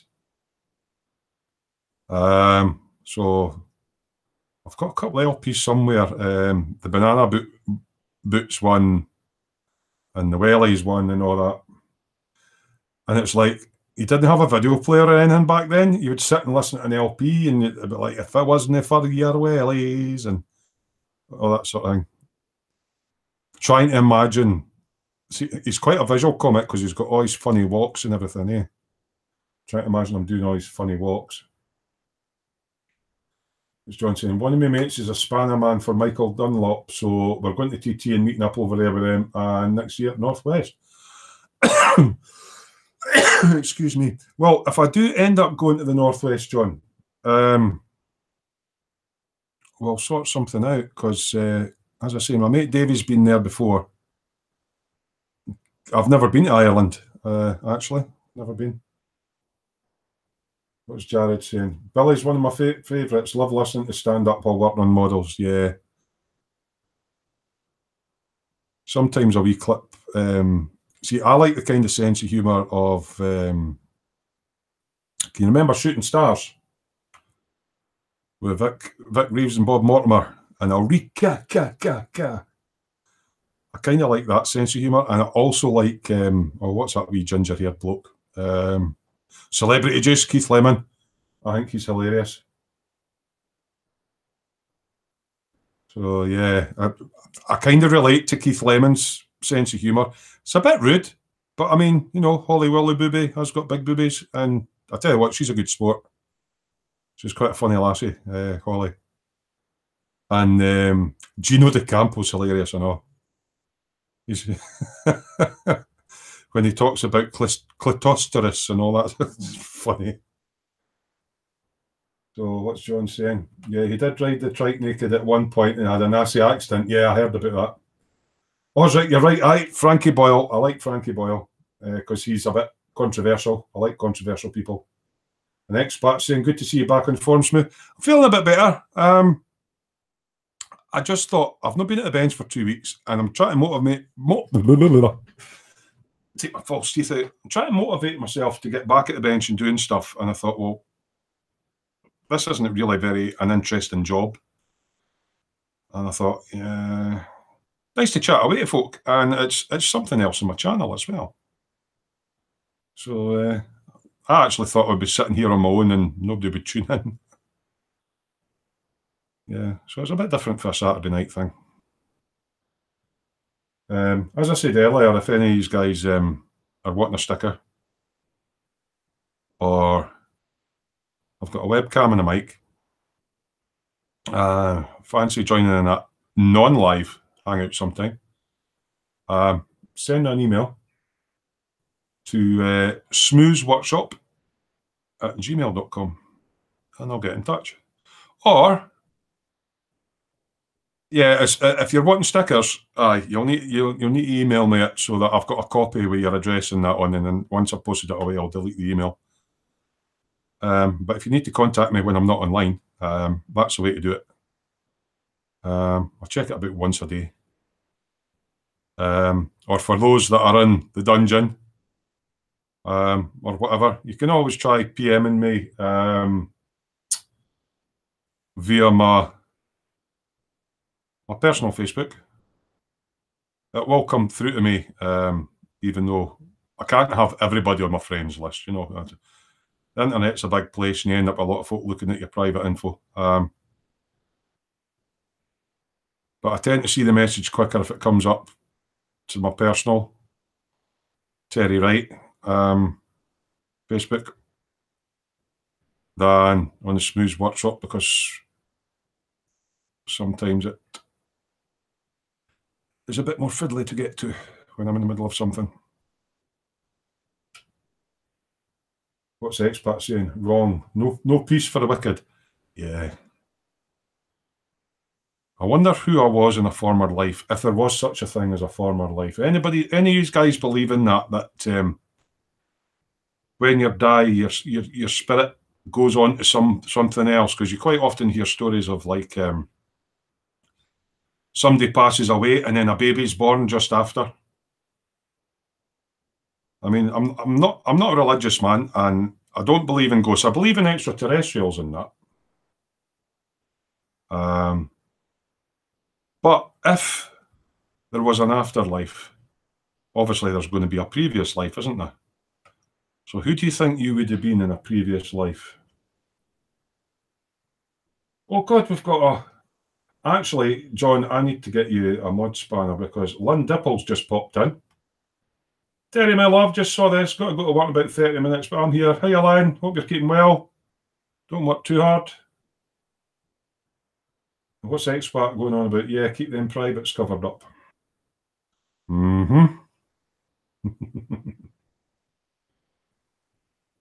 Yeah. Yeah, I need to set you up a spanner, John. But you'll need to PM me. That account you're logged on with now, I need your YouTube account related to that to give you spanner. So I was chatting away to Lynn the other night. I didn't realise she worked like 80 hours a week. It's like, what? No wonder she's like always knackered. Oh, everybody's seeing Lynn in. I do like Lynn. She's a cheeky lassie. Actually, that's come up quite well, that. I think that may be that done. I'm going to dry my hands a bit. So what's Jared saying? Got to play outside. It's too nice over here to stay in. Glad you're back, Smoo. Have a great day, everyone. Yeah, you're babysitting today, aren't you, Jared? So, yeah. Go out and play with the kids. Thanks for popping in, mate. There might be no... there might be more of these impromptu live feeds, depending how I'm feeling. Oh, right, Lynn. 8 hours for 2 weeks, 40 hours. Right, okay. I thought you were working 8 hours a week.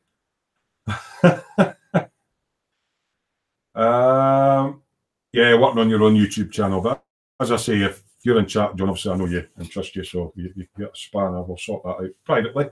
Shane's back. Hi, Terry, back again. Sorry I've missed some of the show. You haven't missed much, mate, but I have got almost all of the sanding done on the RZ anyway.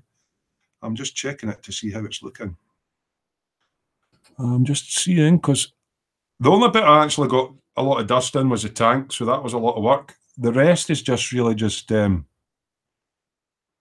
can maybe make out the shine on that, but it needs another coat of lacquer. So I'm just taking any high spots off and stuff. But yeah, as far as I'm concerned, once that's had a wash and if everything looks okay, that's the bike ready for its next coat of lacquer. So moving on, the next one I have to do. Actually, did I do the front mudguard? I'm just checking. Yeah, front mudguard's done as well. So it's going to look nice when it's all done up properly, because obviously the tank goes on here and then it starts looking like a bike. Yeah, and the seat goes on. Oh. Obviously we've got the rear cowl to go on, which kind of goes somewhere along there.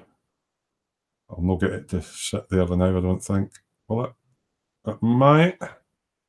And then the seat goes on, roughly speaking, like that. So then it starts to take shape into a bike.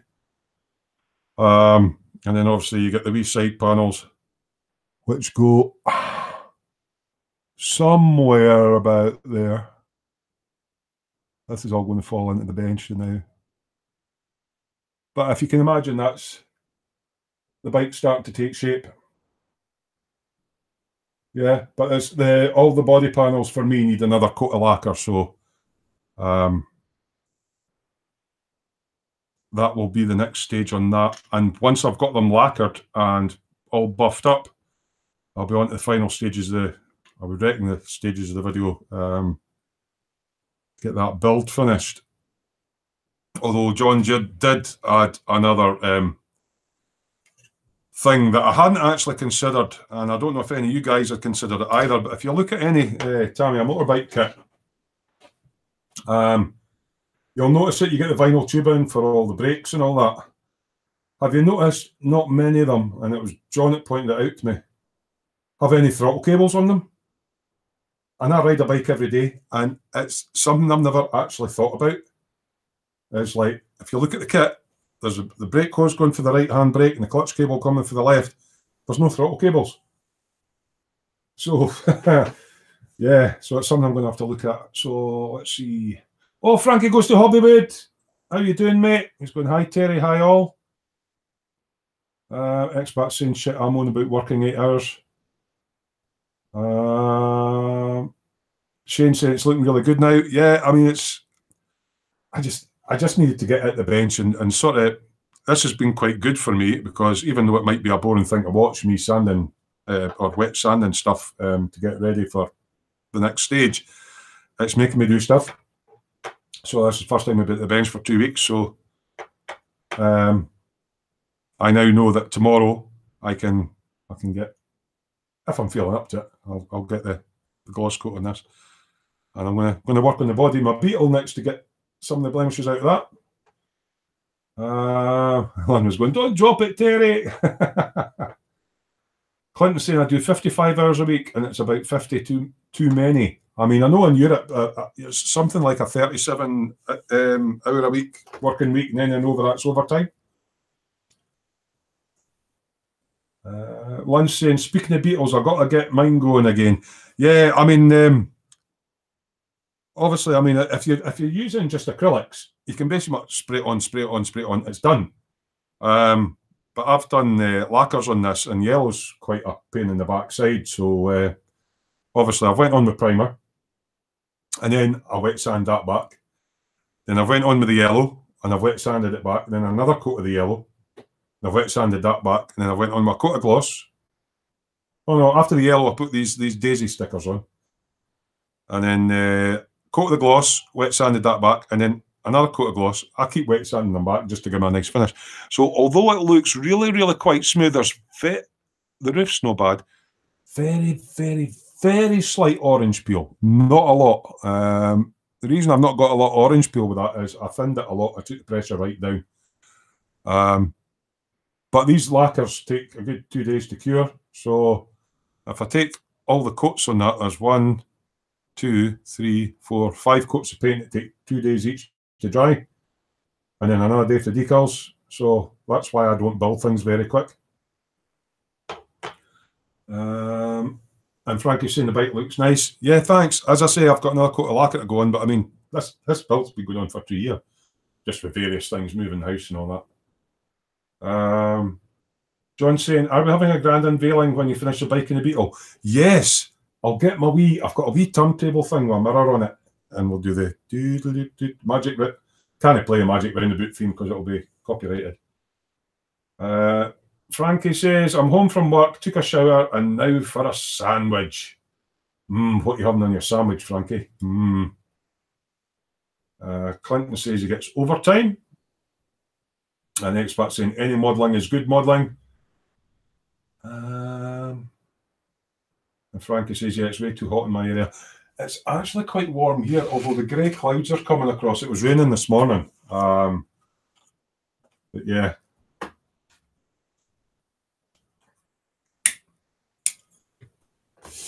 So I will be getting on with my Beetle. I've got other stuff I can get on with as well. I think I got my wheels done, or I started doing my wheels for my Beetle. I'm doing it a bit different. Rather than the chrome, I'm doing it gold on yellow. I don't know if you can make that out. So I've started doing the tyres. So, and the bumpers and that's all done, but they're all hiding somewhere else. And my Herald's kind of like, yeah. Leberwurst on my sandwich. Leberwurst. Sausage, mate. You're having a sausage sandwich. Oh, I do like German sausage. Oh, currywurst.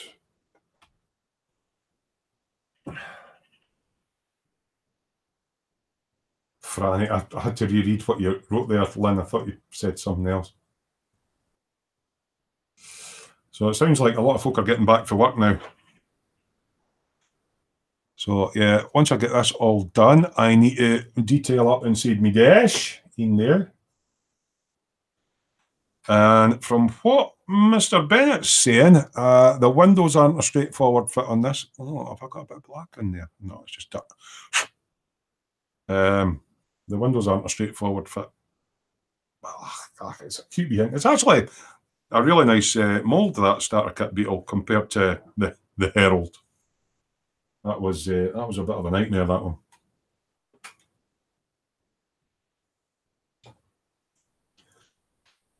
So, yeah, I think what I'm going to start doing, and you'll probably all get bored of me. Clinton's laughing at me. He says, I love German sausage. Yes. To eat. I'm not a fan of Germans with big sausages coming at me from behind.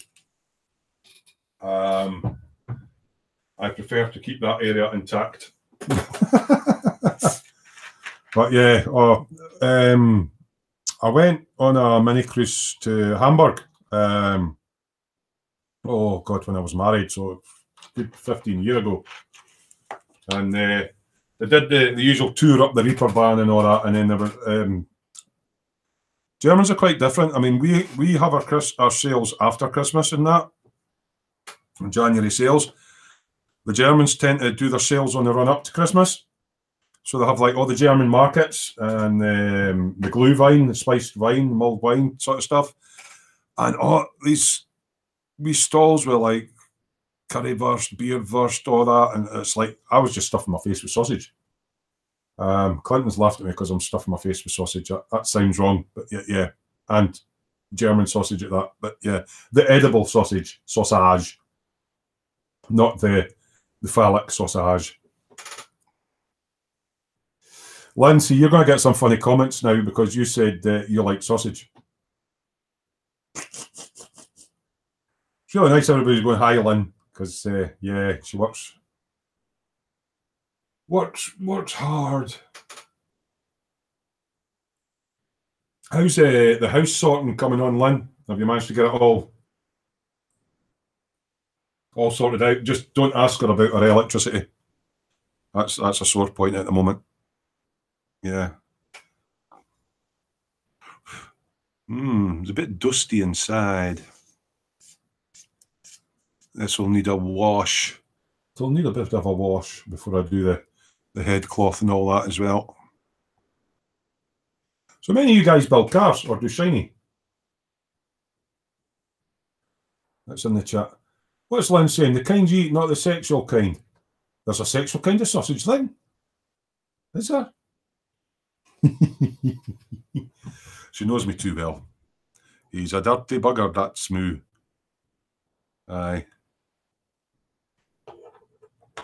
So what's everybody up to this weekend? You've got parties on or anything exciting? There's a lot of giggling and laughing and stuff going on in the chat there. You've all got dirty minds.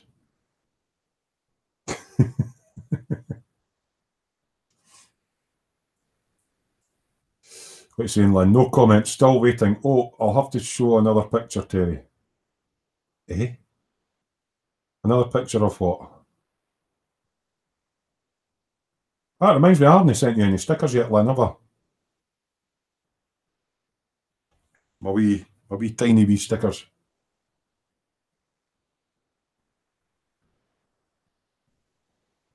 Oh, as your face turns red. Well, Dr. Sprue's got a few cars on the shelf. What ones you've built or working on? What stuff have you done, Doc? No stickers. Right, I'll put you on my list for stickerage. Anybody else wants them? They're nothing special. They're just like wee tiny wee round ones. It's all I could afford to do. Yeah, send me an email with your name and address to smoothsworkshop@gmail.com, and I'll get you a couple of stickers sent out. Just for the fun of it, because I don't know about you lot, but we've all got sticker boards. Some people stick them on top of their lamps and that. I think I've got an E-Models one on top of my lamp. Oh, Shark Smurf. Smoo Industries Shark Smurf approved. That's my Holdy Bits holder thingy. For putting all my crocodile clips in when I'm spraying stuff. It's quite good because it's nice and weighty. It was a Viking that made it, so it's quite robust. I'll put all my holdy things in. Tiny stickers. I want a big sticker. I can't afford big stickers, Lynn. That's why mine are tiny. If I'd went for the one that was twice that size, I wouldn't have been able to afford them. You've just started a police car and an old Revel Camaro. Oh, going to light up the police cars, Doc. Go put lighting in it. Because that's something else I need to, once I get into the mood for doing it, as I said I was going to do a series of electricity videos on how to wire up LEDs and put them in a car, which is what I'll be doing in that Porsche when I build it. So that might be quite interesting actually, because once I get those videos up and actually start on the Porsche, I'll be videoing some of it, but the stuff I'm doing off camera, I might just stream that, like what I'm doing. Police car is a 2-in-1 kit that is a 77 Monaco from the Batman movie. Ooh. Shane's going, where do you guys get your stickers made? I know Chris for Gross Models has got a friend in a shop across the road from him that he gets all the Foxes and Chris's and Paul's done, and all the Team Annette stickers and that done. I got mine done with Vistaprint. So yeah, they're quite good. What's Shane going? Stickers. I think I've given you stickers already, Shane, didn't I? I sent you, was it a Gross Models and E-Models and just what I had kicking about. One's going, itty bitty stickers are great. Right, I'll get some out. That's cool. Doc Smoo's going to Loving the Firebird. Oh, the Revel Smokey and the Bandit one. Oh, that was the first one you bit. Oh, that'd be cool. Ah, Clinton, it's you spot the Ghostbusters one, Ecto one. Yeah, quite fancy that myself. That would be cool to light up and get a sound card in it. Also put a sound card in it. Oh, guess who's just popped in? It's Beardy McBeardface. Yes, it's Fox, model making guru. He's going, spoons! Yeah, love that movie. Hiya, Fox. Yeah, Shane, they're a decent price. I would like to get the bigger ones, but I like the quality of Fox's stickers and Chris's stickers, but I think they're a bit more expensive. But yeah. So Fox is in. Oh, I had a ping there. What's a ping? Somebody pinged me. Somebody stop me. Somebody stop me. Ooh. Ooh, Jings. That's interesting. Right, yeah. So you hope to light it up. Have you done lighting before, Clinton? Because as I say, I'm going to try and do a series of videos on electricity, and I'm still trying to figure out how much detail to go in for it. They're going to describe what the components do, or is it about wiring it up, or should I just aim it right for the novice up, and people who know that can skip past it, and people who don't know the bits can watch the bits that they want. What's Frankie saying? I'm doing some work on my scale garage. Oh yeah, with your Volkswagen Golf that you lit up. I do like the idea that you've done with that. Because you're doing all the bricks and all that, the wee tiny wee bricks. Gives you some time to think about the next model what to build. Maybe the big Ada cruise ship. Ooh. So Fox is saying hi everybody.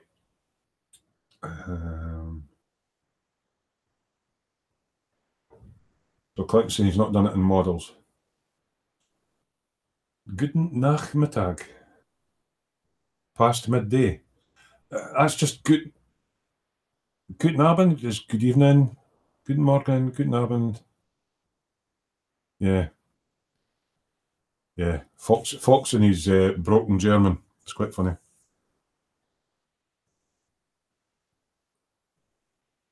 I do have to laugh at Fox when he does his Scottish. Aye. See you, pal. Away and boil your head. Aye, right, mate. So yeah, so that's I've done well. I've been good this afternoon. So that's me got my all my RZ bits, all micromesh ready for the next coat of lacquer. Woohoo!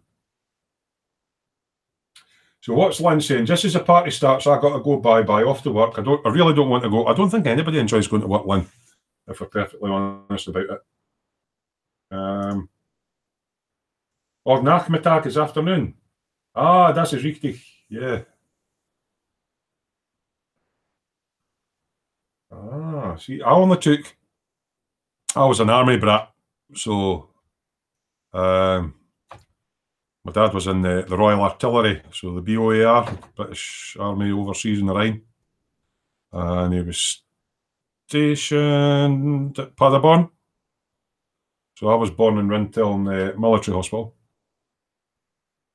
So I'll be army brat. Stayed there till I was 3, so I didn't really pick up any German. But I did pick up a lot of swear words. The army are quite a funny bunch, because my dad used to take me into the NAFI bar. And all the squaddies would be sitting trying to get me to swear. And if I swore, they'd give me a Mars bar or a bag of crisps or something like that. And I would come home with armfuls of sweeties because they all had me swearing. So yeah, bad bunch, squaddies when they get together. But yeah, took German at high school because you either had to take French or German. Took it till 2nd year, but I got confused with the masculine, feminine, and neuter, and yeah, it was like, nah. So I can speak a bit of Germish, a bit of Spanglish, and I'm fluent in Jockanese, which is Scottish. So Lynn's away. See you later on, Lynn. You look after yourself, darling. Fox has noticed there is no coffee on your bench. This is incorrect. Actually, I'm having an afternoon tipple because I can't seem to get to sleep, and I'm hoping it will knock me out at a reasonable time this evening. I can get back on the day shift rather than being a nocturnal bat type person that's up all night. What's Frankie saying? Guten Nachmittag is not really popular in Germany, so we just say Guten Morgen, Guten Tag, and Guten Abend. Yeah, that's what I thought. Fox thought he was being clever. Guten Sausage. Ja, das ist richtig. Nein, das ist falsch. Oh. So, Fox, when are we going to get you doing something shiny, mate? Getting some shit. I mean, like, shiny beetle. Just a starter kit, mate. So, Fox always wanted to learn German, had to take French. Why did you have to take French? So, in protest, I just make up German. The only German I know is, unfortunately, what I picked up from World War II video games. Vorsicht, Granat. Yeah. Achtung! Dummkopf! Gott in Himmel! Can you mind, Fox, mind the wee Commando comics that you got? They were like a wee book. Stuff like that. Yeah. It's like we think we're speaking German if we just put a bit of a ja. I am now connecting the thingamajiggen to the Vertendurchen Hirschwürden, ja. What's this? Damn you, Google Translate. Shiny denied. Come on, Fox, I want to see you doing shiny, mate. I would love to see you doing something shiny. Shiny, shiny. It's a pain in the arse doing shiny, like. Yeah. What's quite funny is, right, the bubbles, I don't know if you'll pick that up on the camera, the bubbles for the soapy water have went onto the windows and given it like windows. I wish they would stay there because they're a lot better looking than the Airfix starter kit windows. He's picking that up on the camera. That's just soapy bubbles in the windows. So it's now got side windows. Hey, beep beep. Shane saying, I love Fox's take on German in his videos. It makes me chuckle. Yeah, it's like when he does. He either breaks into German or he breaks into Scottish when he's doing stuff, and it's like, yeah, Fox, okay. Makes me giggle. German wasn't an option in the stream I was in at my school. On the plus side, my group also didn't have to do Latin or Greek. Latin or Greek? Must have been a posh school, that. What's Frankie saying? Fisches, Fritze, frischen Fisch, Fisches, Fritze. So it's, yeah. Ich weiß noch nicht. Pain in the arse doing shiny, way to sell it. Actually, see, the thing is, you like the painting side of things, Fox. I'm capable of doing the painting side. I find the sticking the plastic together the most enjoyable part. Whereas you don't like the build so much, you like the painting. So I've just got the pupils to do on my little elf archer there, and then once they're done, I'm going to be doing some flesh towns.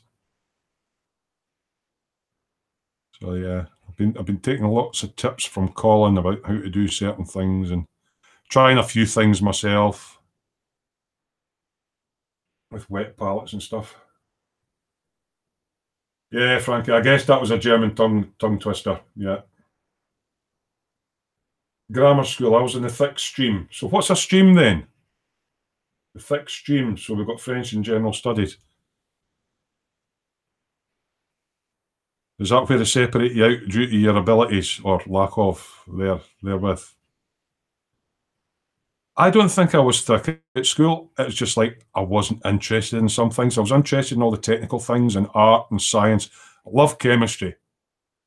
Teacher will say, take 5 milligrams of this compound and 5 milligrams of that, put in a test tube and heat it in a Bunsen burner, and we would just double it up and try and blow the place up. I love explosions.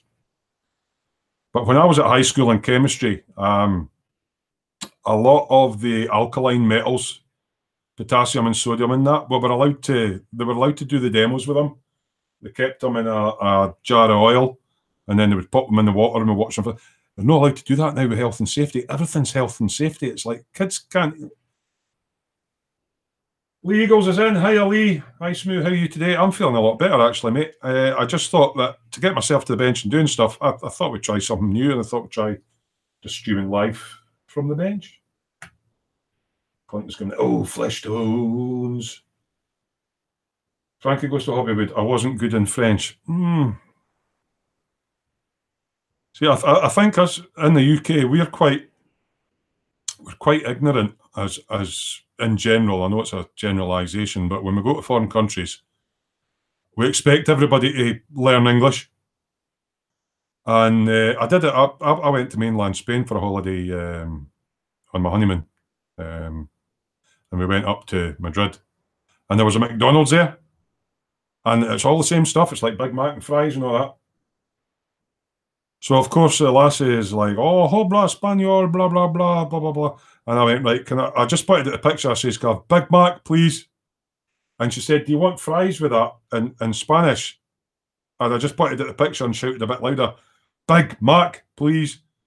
And I got what I wanted, but Scottish guys tend to just shout louder. And actually, this is. Colin was wondering if I might mesh this back when we're using nail decals, and I'm being a bit proud of the surface. If it would smooth them out a bit, it is, because I've built up a good coat of lacquer on it. So yeah, we're quite ignorant. We go across and expect everybody to speak our language, but I think English is becoming more popular as a language. What's Shane saying? Painting still scares me. You spend all that time building and it all hinges on the paint job.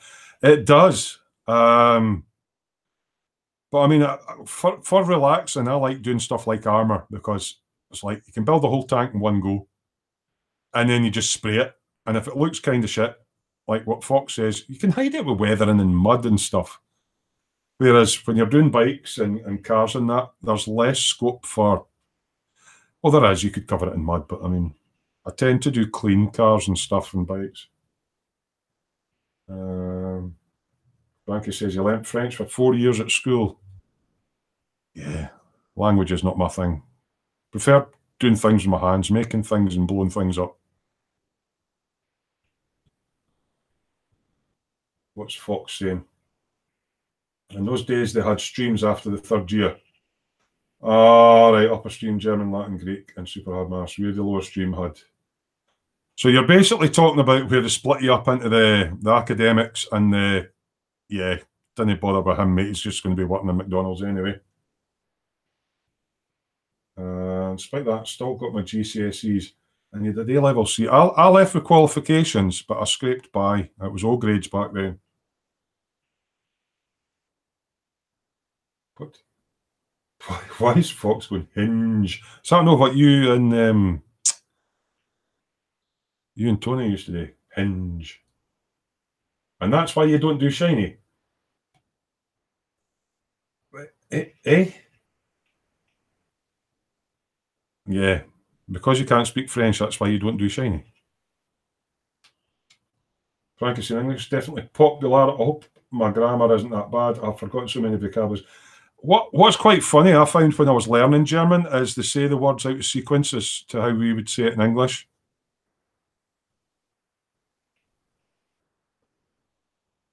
Like, ich möchte eine große Glasse Bier bitte. So I'd like, I just some things are a wee bit out of order. The Eagles is clapping his hands. Yeah. Excuses, Fox. You need to do shiny. This is the laborious part of shiny, but that, yeah. The more time you spend with your... I'm just trying to remember what it is. Is it the 7 Ps we used to get taught in the army? Proper planning and preparation prevents piss poor performance. So, yeah, the more time prepping, the better things turn out.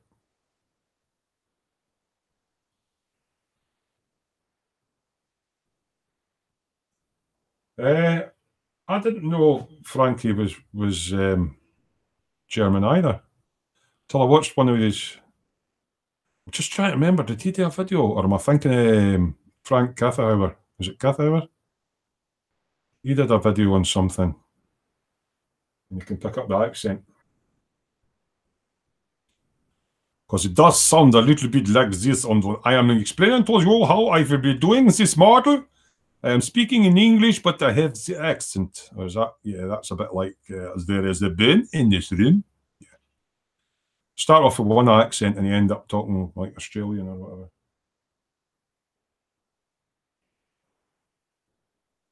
Bloody hell, 14 people watching. I've not got anything better to do than watch me micromeshing the top of a car. Quite an insular hobby, this model making, is it? You're sort of stuck in your room. It's like, you can hear the birds tweeting. There is stuff going out outside, but I'm kind of, outside scares me. I'm kind of stuck in my bedroom, my man cave. I thought, I'm scared of going outside. I'll just go on the internet in front of like gazillions, all right, like 14 viewers, and chat bollocks and see what everybody's up to. Clinton saying, okay, Terry, I'm off to bed, start working 5 hours. I hope you get some sleep, mate. Hope to catch me on Saturday night. As I say, Saturday night is probably going to be just me for a little bit of chat and then catch up in the dungeon. We'll see how it goes.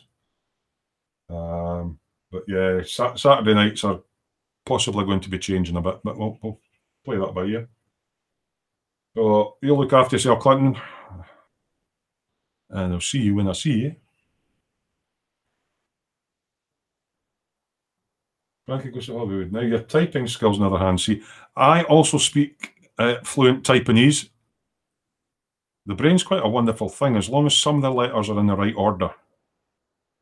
There's that one that comes up on Facebook where things written upside down or back to front and letters missing and that, but your brain can still interpret what it is. I hate grammar Nazis. One of my cousins is a grammar Nazi, and it does my head in.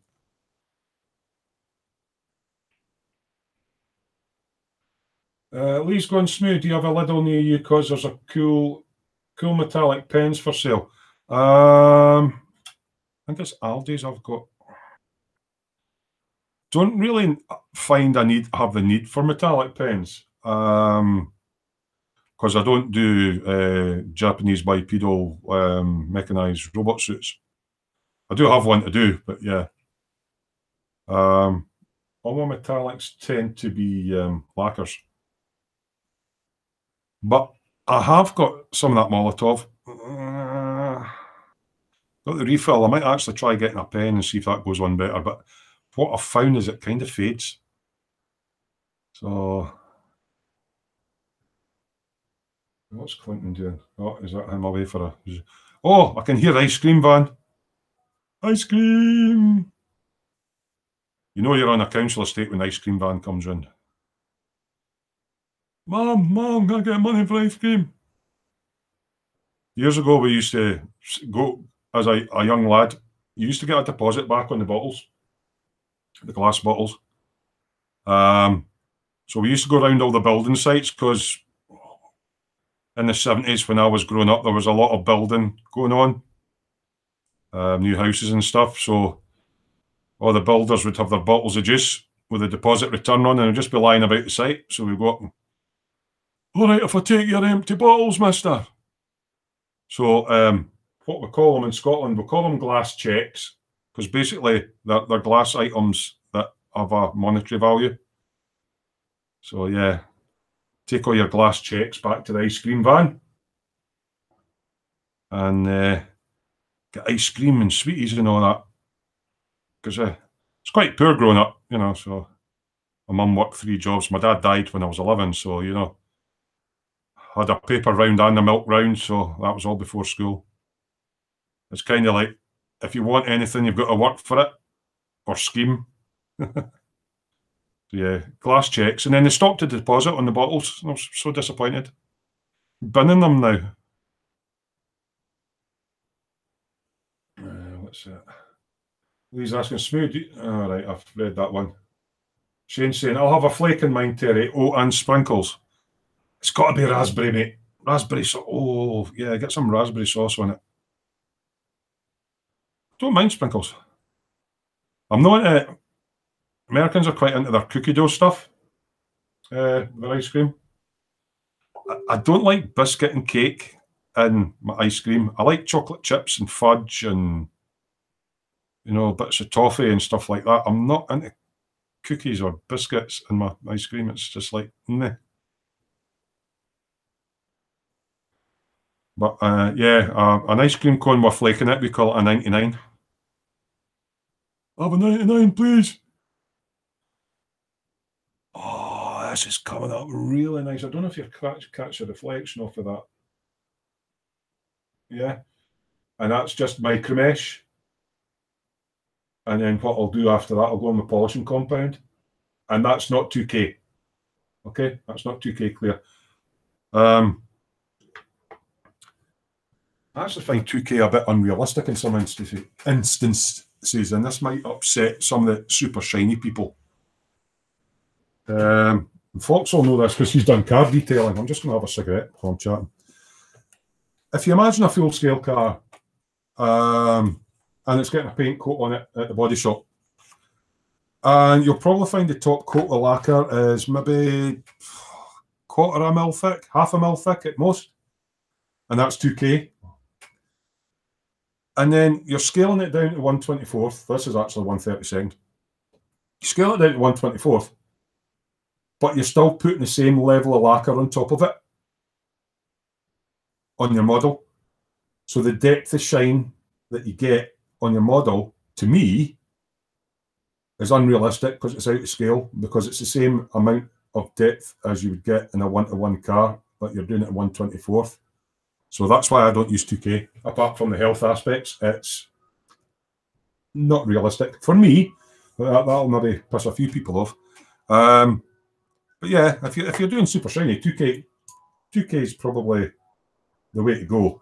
But if you put it on too thick, it doesn't look realistic unless you're going for a nice metallic fleck. What's your opinions on it, guys? If you do shiny, what do you think of the whole 2K using automotive products on a scale model? I feel it gives an out of scale depth of shine. What's Shane saying? That's how I grew up. Got nothing without working for it. And Fox kind of agrees with me. I just find the whole 2K thing, the jumping on the 2K thing, is that's going to be lovely and shiny. And so's my bike. But I'm just going to use standard, as I say, I'll just use standard lacquer, you know, cellulose lacquer. I'm not using 2K, which allows me to have a less deep, but still shiny, coat of paint on, which I feel is more in scale than 2K. That's just me. That might upset some people. But I do like looking at the 2K stuff, and it looks gorgeous. But I mean, like, if you see a MotoGP motorbike, for example, all the advertising stuff on the side of the bikes is usually vinyl wrap or stickers. And then you see the bikes, it's all 2K'd. It's like, but that's not how the actual bike is. So that's why people joke I'm a bit of a rivet counter when it comes to bikes. Because my bike is not 2K shiny. It's that kind of shiny. And the stickers on top of it stand proud. They're not buried under a layer of 2K. So, yeah, it's just one of these things that kind of...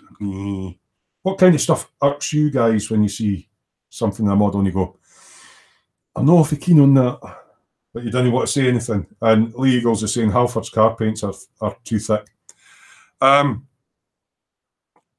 Before I got my airbrush, I used to use the Tamiya rattle cans on my bikes, and you've not really got a control of the flow when you use an aerosol can, and it tends to go on a bit thick. I decant it now and thin it and use it through my airbrush. I've got much more control. If it's cellulose paints, the Halford stuff, Lee, you can decant it. I always save up all my empty little Tamiya pots and stuff, right? Decant it into a jar. Stir it up, degas it for a couple of days, and then pour it into your pot. And if it's too thick, then use a cellulose lacquer thinner, like Mr. Colour self-leveling thinner, and thin it down. And then you'll find that you're not losing as much detail when you spray it over, because you can still see it. Well, you'll not see it in the camera because the web camera's not very good, but all the little ridges, the little vents on the back there, they're not all covered up because I've used thin coats and built it up.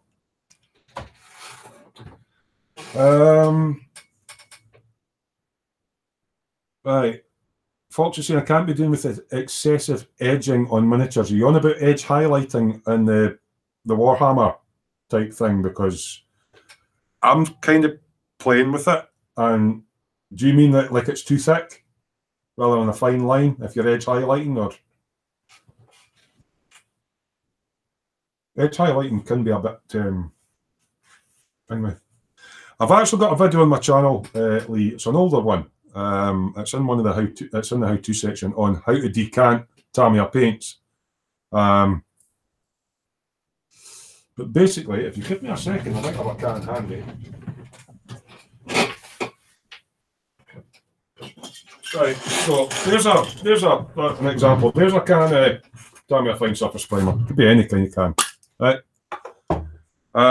When I first showed it, it was with a drinking straw. Keep all your empty jam jars and stuff like that. Now, what I tend to do now is, right, there's a pipette that I've used for a colour, right, because I'm not what to chop up. Normally I use a fresh one, right.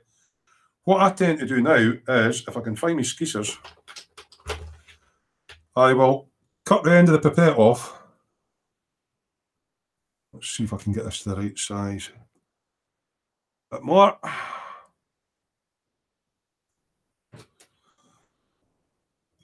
Right, I've taken a bit too much off, but that get it so that it fits over the end of the nozzle bit, right? And then basically cut the end of your pipette off. You can do it by drinking straw as well. If the drinking straw is a bit big, just put some white tack around it to hold it on. So I've got some here. So get your white tack, get it warmed up. Right, roll it into a sausage, right, like that, and you can wrap it around the end of your straw or whatever, right, put it over your can nozzle. Oh, I actually just about sprayed that. Right, so you've got an airtight seal. So what you've got then is a straw coming out of your can, right? Then you take your receptacle. For example, there's an empty thinner bottle. So you would obviously make sure it's clean.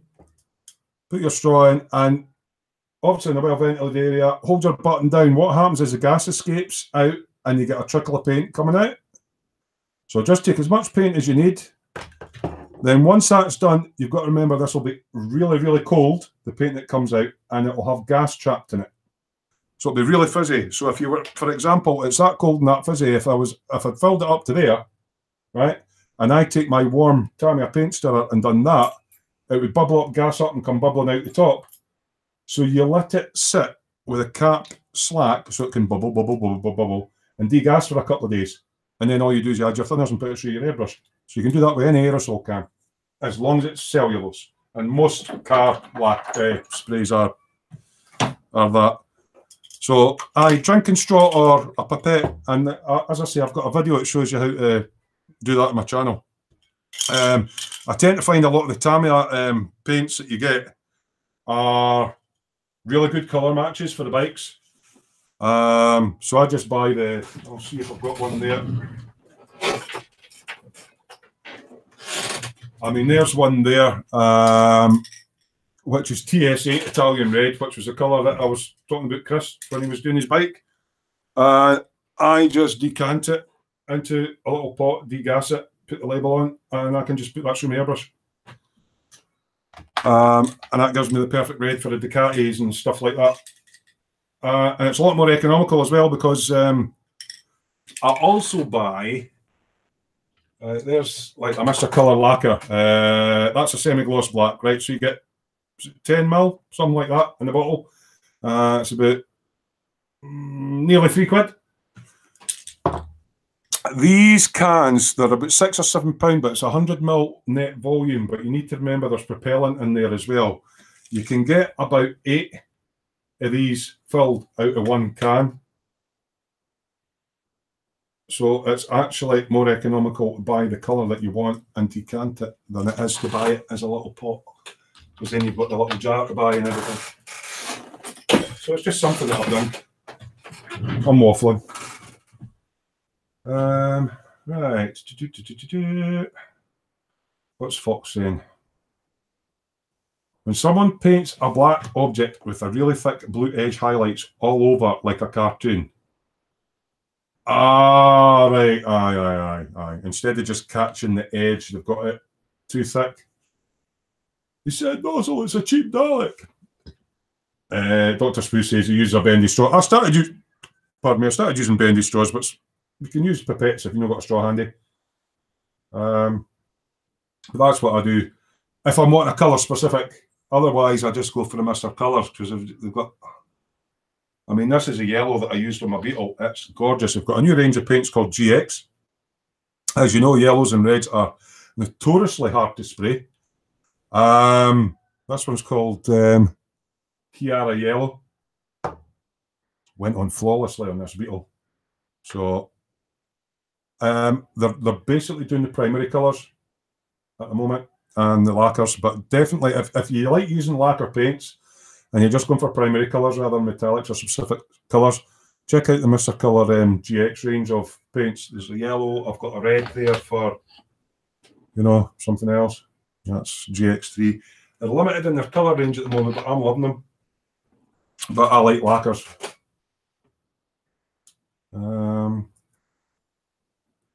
We always like saving money. Like I think Fox mentioned it on one of the E-model streams. Just make sure when you're getting a primer that is actually a primer, not a paint. So if you're getting a Halford primer and it is a primer, but it's going to go on too thick on your model because that Tamiya stuff is a fine one. It's got really fine pigment in it. You might find you might have to thin them down a bit so you don't lose detail. Fox is going, gotta go, Smoo. Someone sent me another mystery package. Oh, God, see if you can find it, read its contents. I hope it's something really hot and makes your bum runny.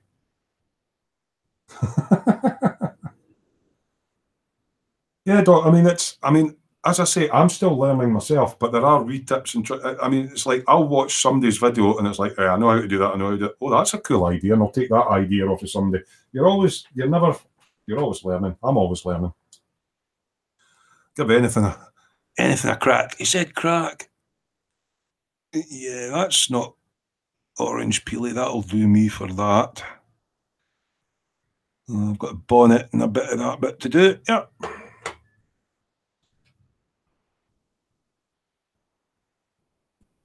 Right, what primer do you need for yellow? Because I'm doing my 112 nothing Skyline. Colour primer, Jank, I use on that one. I used, and I shall dig it out, it's a Steinores primer. If I can find it.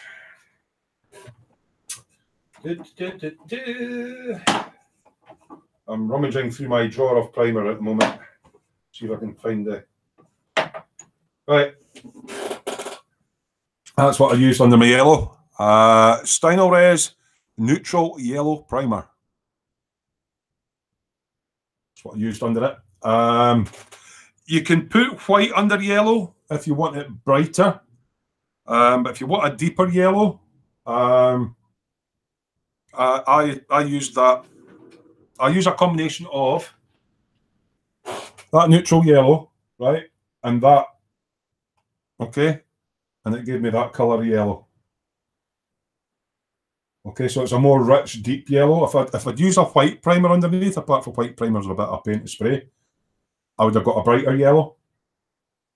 So I would say white or Steinores make a nice range of paints. Neutral yellow. The body is what's this? What's Fox is saying it says Jar Jar cosplay on the label. Yeah, that looks like something for Chris. The body is white. But you're going to if you've primed it in white, if the body of it is in white, the actual plastic is white. God, I've got wee bits of paint everywhere. The actual body of the car is white, as in white plastic. You're going to have a problem when you put white primer on, seeing where you've sprayed it. So the normal trick with that is you put a tiny little tint of red in. It makes it slightly pinkish. Luckily, Steinores have got a range of different colour primers, so that you can see where you're spraying, but you don't want the pink under the yellow. That's why I would go for the neutral yellow primer on top of the white, so you can see easily where it's sprayed. And I'll show you what colour that goes, because my actual this is the engine out my Peterbilt truck. Okay, so that primer turns it that colour, and then I put the yellow on top, and it gave it that. So that's the colour that neutral yellow does. That's the same as what's on the engine of the thing there. So if you're in the UK, you could, I mean, Steinores is original manufacturer. It's rebranded under MiG One Shot and the UMP and all that sort of thing. I get mine for Barwell UK Airbrush Supplies. So Steve Puffer at Barwell, that's where I get my Steiny for. But yeah, they do. There's quite a lot of colour. I've actually got a video on my channel, another one, because he sent me a lot of the new range, which aren't yet being copied by some of the other guys. That blue bike I showed earlier, this is a sample bottle. They've got Steinores in blue, a brown, which they call the dark flesh tone. They've got a pink as well, if you want a really deep red. They've also got a metallic now, a silver one. And they have a flesh tone one, which I put under that thing. So they've got flesh tone one, and they've got, yeah, and then they've got the standard white, grey, satin black, and gloss black as well. Yeah, that stuff's the dog's bollocks. Like, yeah, you live near Festa. I believe Festa stays quite close to Barwell, actually. But yeah, that's where I get it from. Just personal choice. But you'll find like UMP and MiG One Shot, and I think there's somebody else now rebadging the Steinores.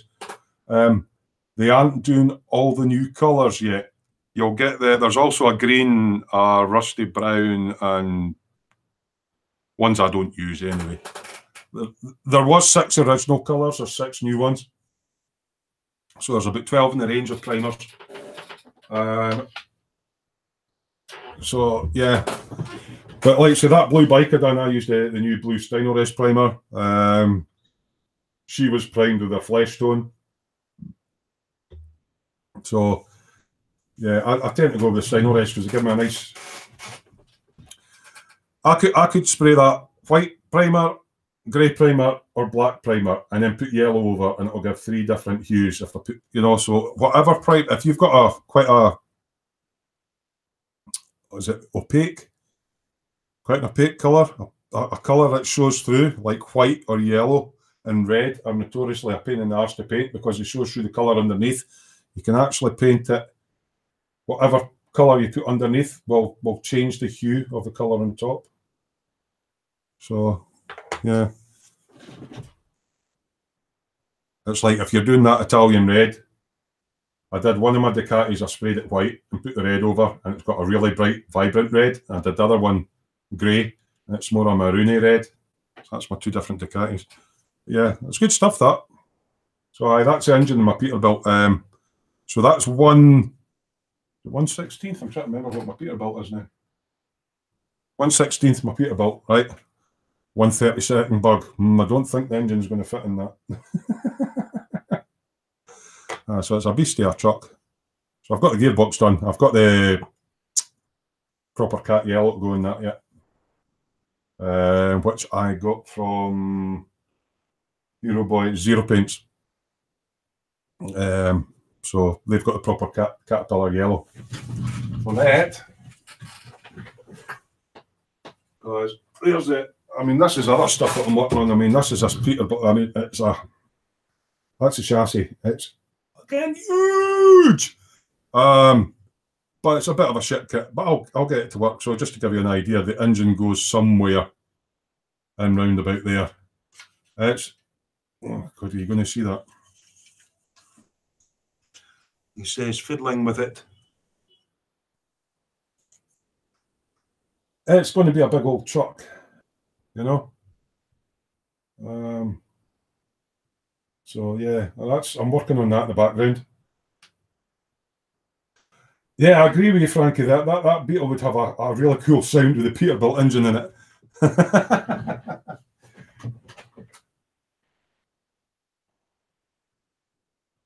Yeah, so that's his slow burner in the background, that Peterbilt. It was a bit more work than I thought. It says Revell on the box, but it's I've got all the wee bits off of that pipette. It's a rebadged, is it monogram kit? And the cast on it's pretty poor. What's Dr. Smoo Wed in that? I do all sorts of things, mate. All sorts. I've even got a naughty step thing on my shelf there. I mean, the place is a bit of a mess, right? But prepare to get made dizzy, right? But, it's just going to come out. See if I can get it to move. So over there, got myself one of these. So I've got a tank down there, and a ship, and that crappy Herald, and then I've got my Japanese mechanized robot thing, and a few other bits and bobs, a few bikes, and in that shithole of a bit in the corner, I've got a tank and Peterbilt and Space Marines, and yeah, so I've got quite a lot on a load of shite and not actually getting anything done. Maybe if I do some live streams when I'm at the bench, and then anybody wants to tune in and watch it, they watch it, and if they don't, I'm at the bench anyway.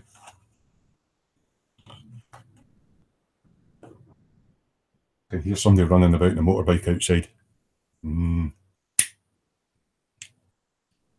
So what's all your guys' favourite genres then? What do you prefer building? I know Frankie's got in love at the moment with, what do you call it? Volkswagen Golf GTI, is it the Mark 1, Frankie? Mark 1. And I tell you what, he's done a bloody good job on lighting it up. And he's put custom wheels and all that on it. I need to actually top the water up in this. I've got water. Where is my water? Oh, there it is it? Oh, let me drop. Yeah, Mark 1, Frankie. Now, what Frankie did actually quite interested me was he was just playing about with a cardboard box just for a laugh. I mean, I'm not very good at photography, but I like what he did. He took a cardboard box and he put it in the light of the window, and he cut out like little windows and a door as if it was a big workshop, and then put the car in it. And the way the light shone in looked absolutely cool. And I think Frankie's working on some sort of angle on that. He's doing something with bricks. I'm not quite sure if the bricks, if you're building walls for it, or you're, because you had it at right angles. That was a bit that confused me. So is it part of the floor, or because you got pictures up in the dungeon, and it's like a row of bricks going that way, and then it takes a right angle and goes that way.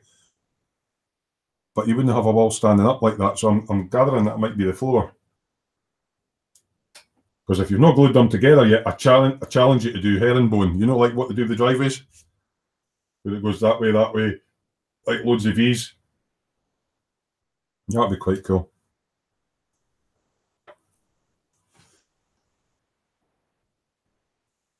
Well, Lee's saying that I still need to buy the bricks. You can get them on the Fleabays and the Amazons and that. I think Frankie got a big bag of them. I thought that, Frankie. It's for the floor outside of the garage. Yeah, so you're trying to do like the driveway where they do with the... I'm trying to remember what they're called now. when you get it's no breeze blocks, it's monoblock. So you try to make it look like monoblock, a monoblock drive outside the garage. That's why I'm saying I challenge you to do it in a zigzag rather than just all straight and make it look like a... You've probably glued them together. I was going to ask you, Frankie, I know you've got another couple of the Mark 1s. Did you use flock on the interior or anything like that? Because I've got some to try on my Porsche build. I was going to try just Humbrol matte black or something for sticking it on, but see how I go with that when I get to it.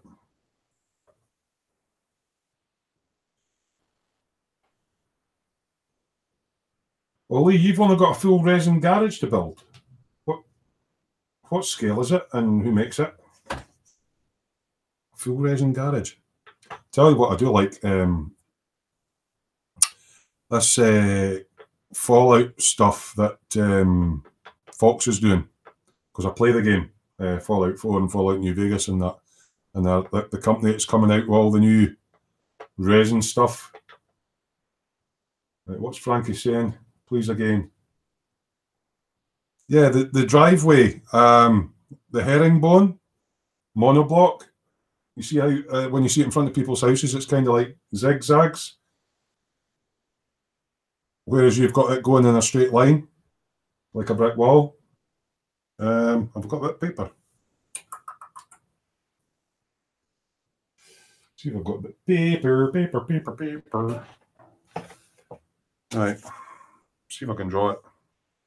See if Frankie can get what I'm on about. A pen of some description. Right. Don't know if you can see that. Right. A lot of monoblock driveways use a herringbone where it goes.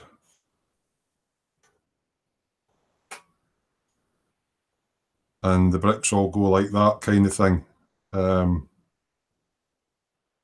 Oh no, that is what you're doing, but I'm not doing the herringbone right, but it's kind of like, aye.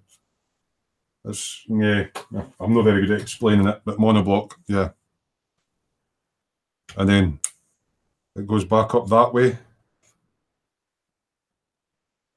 if you know what I mean. Goes back up that way, so it's sort of on the diagonals rather than all the bricks going like that.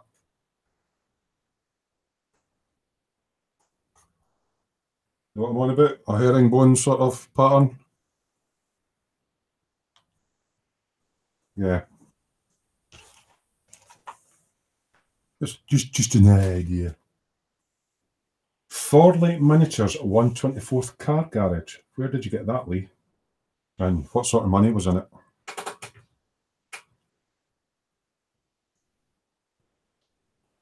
It's got real door hinge. What sort of money was in it? And where did you get it from? It'd be quite cool. 124 scale garage in resin. So does just like an ordinary house garage, or is it like a workshop garage, or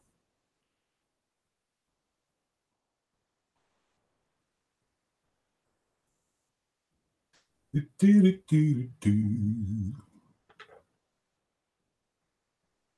eBay 60 quid. Sounds alright though. I think it's a big chunk of resin. You'll need to get a picture of that up in the dungeon, Lee. Interesting to look at. 60 quid though. Yeah. Yeah, I think I would scratch build something. When you're getting into 60 quid and you can scratch build it, it's, yeah, I think I would go down there. Yeah, send a pic. Aye, put it in the dungeon. When you're getting near 60 quid for a garage, I think I would scratch build it out of actually plastic card and balsa wood, and even like the wee bags of bricks that Frankie's got. You'll get that a lot cheaper than 60 quid, but then it's maybe not as detailed, or yeah, I'd imagine it'd be heavy, Lee, because yeah, resin itself is quite heavy, isn't it? You know, there's not much in that, but that's resin, and it's got a bit of weight to it. Nice and solid.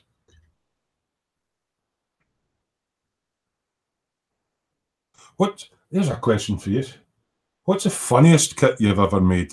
What's the daftest, strangest, weirdest one? What's Frankie saying? The garage will not be from cardboard. Yeah, you just did that to try it out. And then once you tried it out and saw the lighting was good, you'll actually make something proper. Yeah. I suppose I better get back to sanding. Oh, or I'll not get anything done. Right, I've done all that bit. That bit's all right. Right, let's just work on this bit now.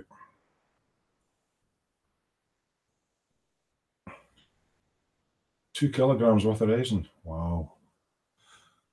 £60 for 2 kilograms of resin. Mind you, you get what you pay for.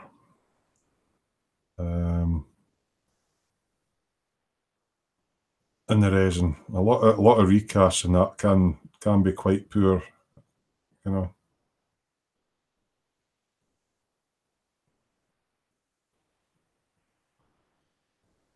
So is it just Lee, Frankie, Dr. Spruitson?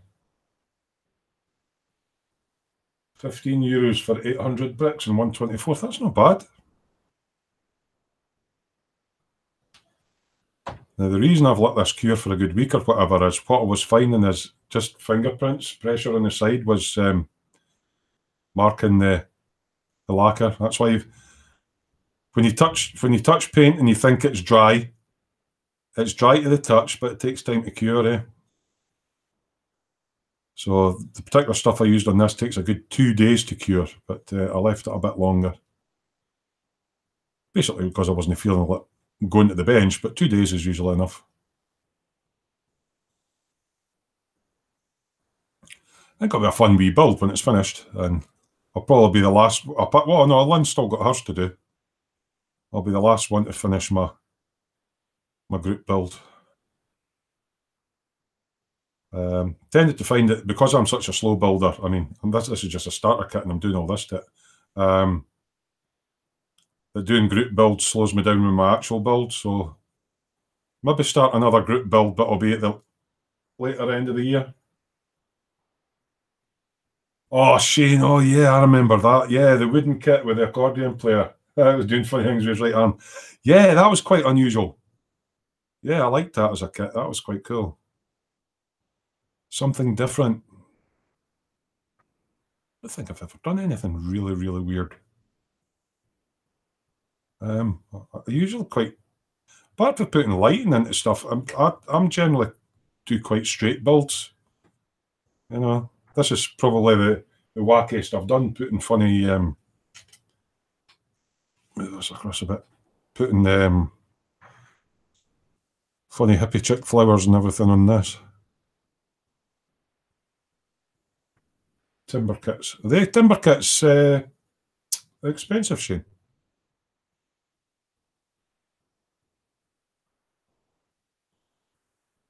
It looked fun because he wound a wee crank handle and he played the accordion, and then he was, yeah, he was definitely doing something with that right hand that didn't look quite right.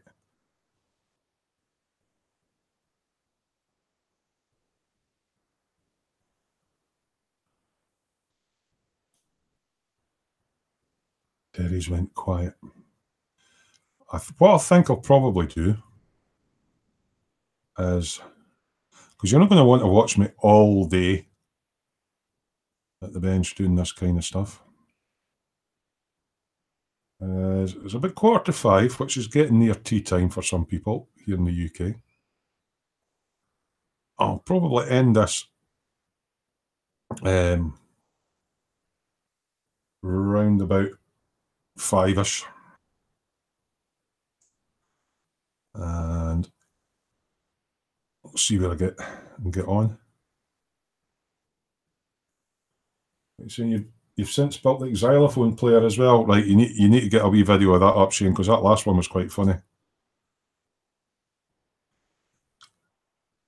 But yeah, it's been really good having you guys in for a chat, because I mean, normally I'm sitting at the bench and I'm trying to get my mojo up, and I'm just sitting here on my own. It's like, can't be bothered, blah blah blah. And obviously, that's me got a stage further on the bike now, which is a bit closer to finishing off the video build, which is good, because it's been taking me forever. And obviously I'm working on the Beetle. And then, yeah, it's been good company for me, guys, and really happy that some of you came in just for the chat.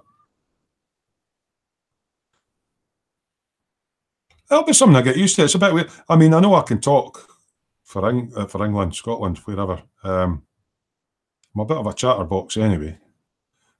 Depends what you guys come up with in chat as well. That kind of leads the conversation on if somebody brings up a subject and we start talking about it or whatever. But it feels like I've had some company at the bench today, which was actually quite nice. Some of the usual crew coming in, a few new faces as well. And it's still a little bit of something on the channel. Not everybody will want to watch it. I mean, it's just like, who wants to watch a Scotsman sand in a car? But if you are sitting at the bench doing models anyway, it's just... Shane saying about £20 each. People get them for me as Christmas and birthday presents. Right, Lee Eagles is going Smoo Goo. What do you need to know about Smoo Goo, mate? Because Fox is always talking about it. I use it as well. I only actually use 2 types of filler. One's perfect plastic putty, because I don't need to use a lot of filler on most of the stuff that I've done so far. And the other one is Smoo Goo, or I call it Smoo Goo, or Sprue Glue, which I think Fox has already explained, but I'll get it out right. So this is Smoo Goo, right? What I do is I wait till my Tamiya bottle is out. It's hard to show you, but there's not a lot left in the bottom. There's probably about that much left in the bottom. Now, what some people possibly don't realise with this little brush is that as your bottle gets down, you're struggling to get into the bottom. These are telescopic. You can extend the brush to get further down into the bottle. But eventually you'll get to a stage. I need something to wipe my hands now. Give me a second, I'll just get a bit of kitchen roll. Wherever I put it.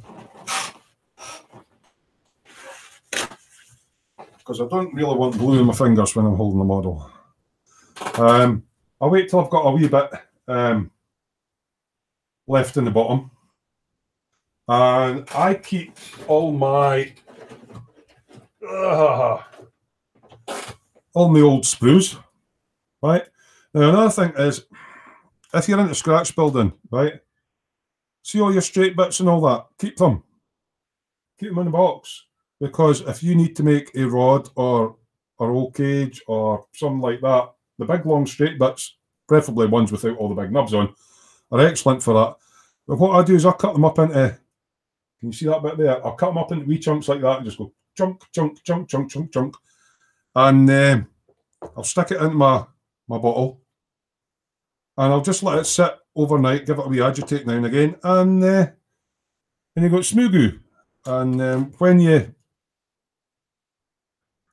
want it to be like the consistency of Tipex. Oh, sorry, I don't know if you can make that out. It's not dripping off the tip. Now, a wee trick with this I've found, right? This is just a wee trick.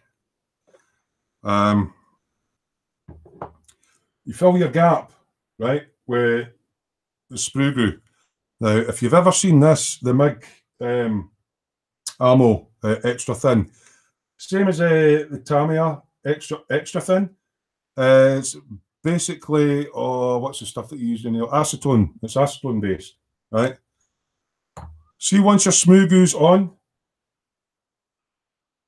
go over it quickly with the extra thin or the MIG extra thin, and it cures quicker.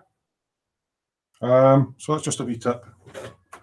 So instead of having to wait 24 hours, you can sometimes find it only takes a couple of hours. So yeah, you make that up yourself. Keep hold of all your old sprues, and when your bottle gets down to the bottom dregs in it, even though you're extending the brush. I just stick your old things. The other thing you can do is, I don't know if I've got them in the box yet.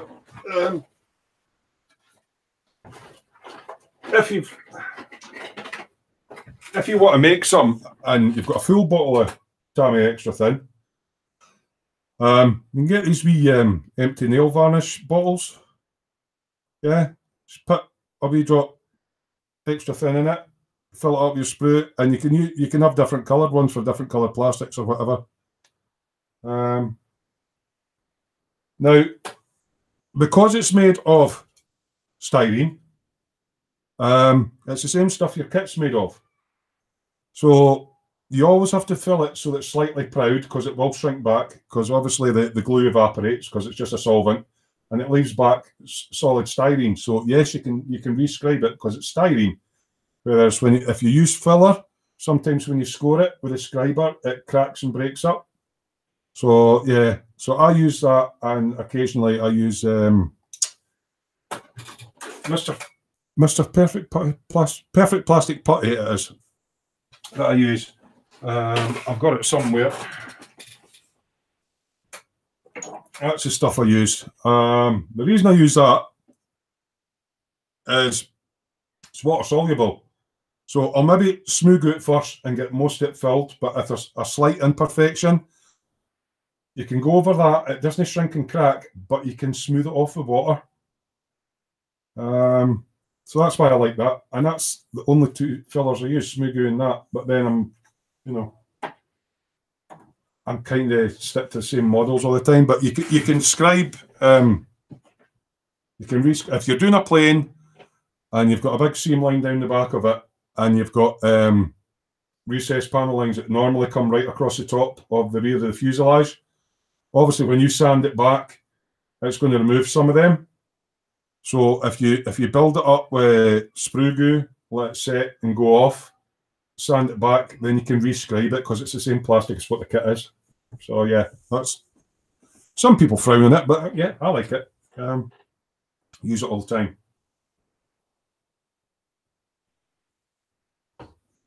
So there you go. I hope that's answered that for you, Lee.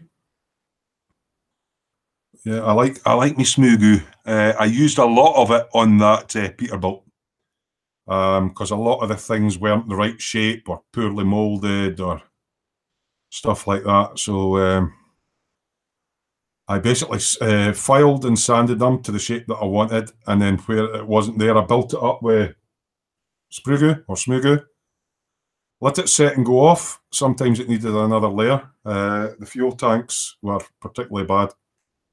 The fuel tanks actually took me about 3 goes of sprue glue, and then I finished it off with a Perfect Plastic Putty because I wasn't going to be scribing it and I wanted it to just ultra smooth finish.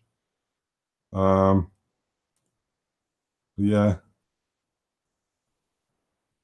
Sometimes if you accidentally snip too much off a part as well. For example, I'll give you an example. Say you make a noob mistake. Say you're doing, for example, say a car or a motorbike or something like that, right? Now, normally, if it's a Tamiya kit, the sprue gates are in a place in the middle of the wheel that you're not going to damage anything, right? But say, for example, it was a road wheel in a car, and for some reason the sprue, there's the wheel, for some reason the sprue gate comes right up onto the side of it, and you try and snip it off, but you get a wee bit missing out the wheel. Well, all you do is you wrap some masking tape around it to give you the circle and put sprue goo in, and it will form the curve, and then sand it and sculpt it back. What's Shane saying? Got to get a meal on the go now, so I'll catch you soon. Yeah, I'm going to go off in about 6 minutes anyway. Thanks, Terry. It's been really good to join the afternoon. Bye all the guys as well from Shane. Yeah, as I say, I'm only going to be on about another 5 or 6 minutes, and I think I've listened to me waffle on long enough, and I'll go and finish this off. No more lacquer to go in this, it's just polish and compound. I've got some, is it the micro finish? It's a bit like a fine tea cut for models. It's micro gloss liquid abrasive. Very, very, very fine polishing compound. So once I've done this micro mesh, I'll go over it with a very fine polishing compound and a soft cloth. And then I'll go over it with my micro finish, which is basically like a polish. And no 2K on this, it'll be nice and shiny. So yeah, that's the kind of stuff I'll be doing. But I mean, I think if I'm at the bench and I'm at a loose end, I'm going to try and live stream these. And even if there's only 2 or 3 people coming in, and it's a bit of company for an afternoon. And I might be doing this, or I might be doing that. I don't know if you'll be able to see what I'm doing if I'm in there with an Optivisor. Maybe it's a bit hard to show painting, and I'm just learning myself, so I might not even be showing you the right thing. It's more just company when I'm at the bench. So Lee's saying, awesome live stream, Smoo. Glad you're having a good day. I'm actually in a better place. It's just if I could get my sleep pattern back to normal. I'm a bit of a gamer as well, so if I can't sleep and I don't feel like doing anything at the modelling bench, I'll play a game. And the game that I play, there's a lot of American players play it. And of course, I'm on UK time, so you tend to find your body clock switches onto the American time. You still here, John? You look after yourself, mate. Enjoy your tea. See you later on. Thanks for popping in. Oh, Lee's going, we all care. It's nice. It's just nice folk come in. It's been company for me today. I was quite weird at first because I didn't know if anybody would come in. I sometimes thinking about what to talk about. I was just like, you know, chat to somebody down the pub having a pint. So it's you guys in the chat that make it for me. So yeah, try to get my subs up on my channel if I can. So I'll see how I go with that. Maybe these wee streams will help. I do have a Patreon page. I don't punt it. You don't have to. But, you know, if you want it, it's up to you. What else? Stickers? You want a sticker? Email me. I'll just put it back in the chat again.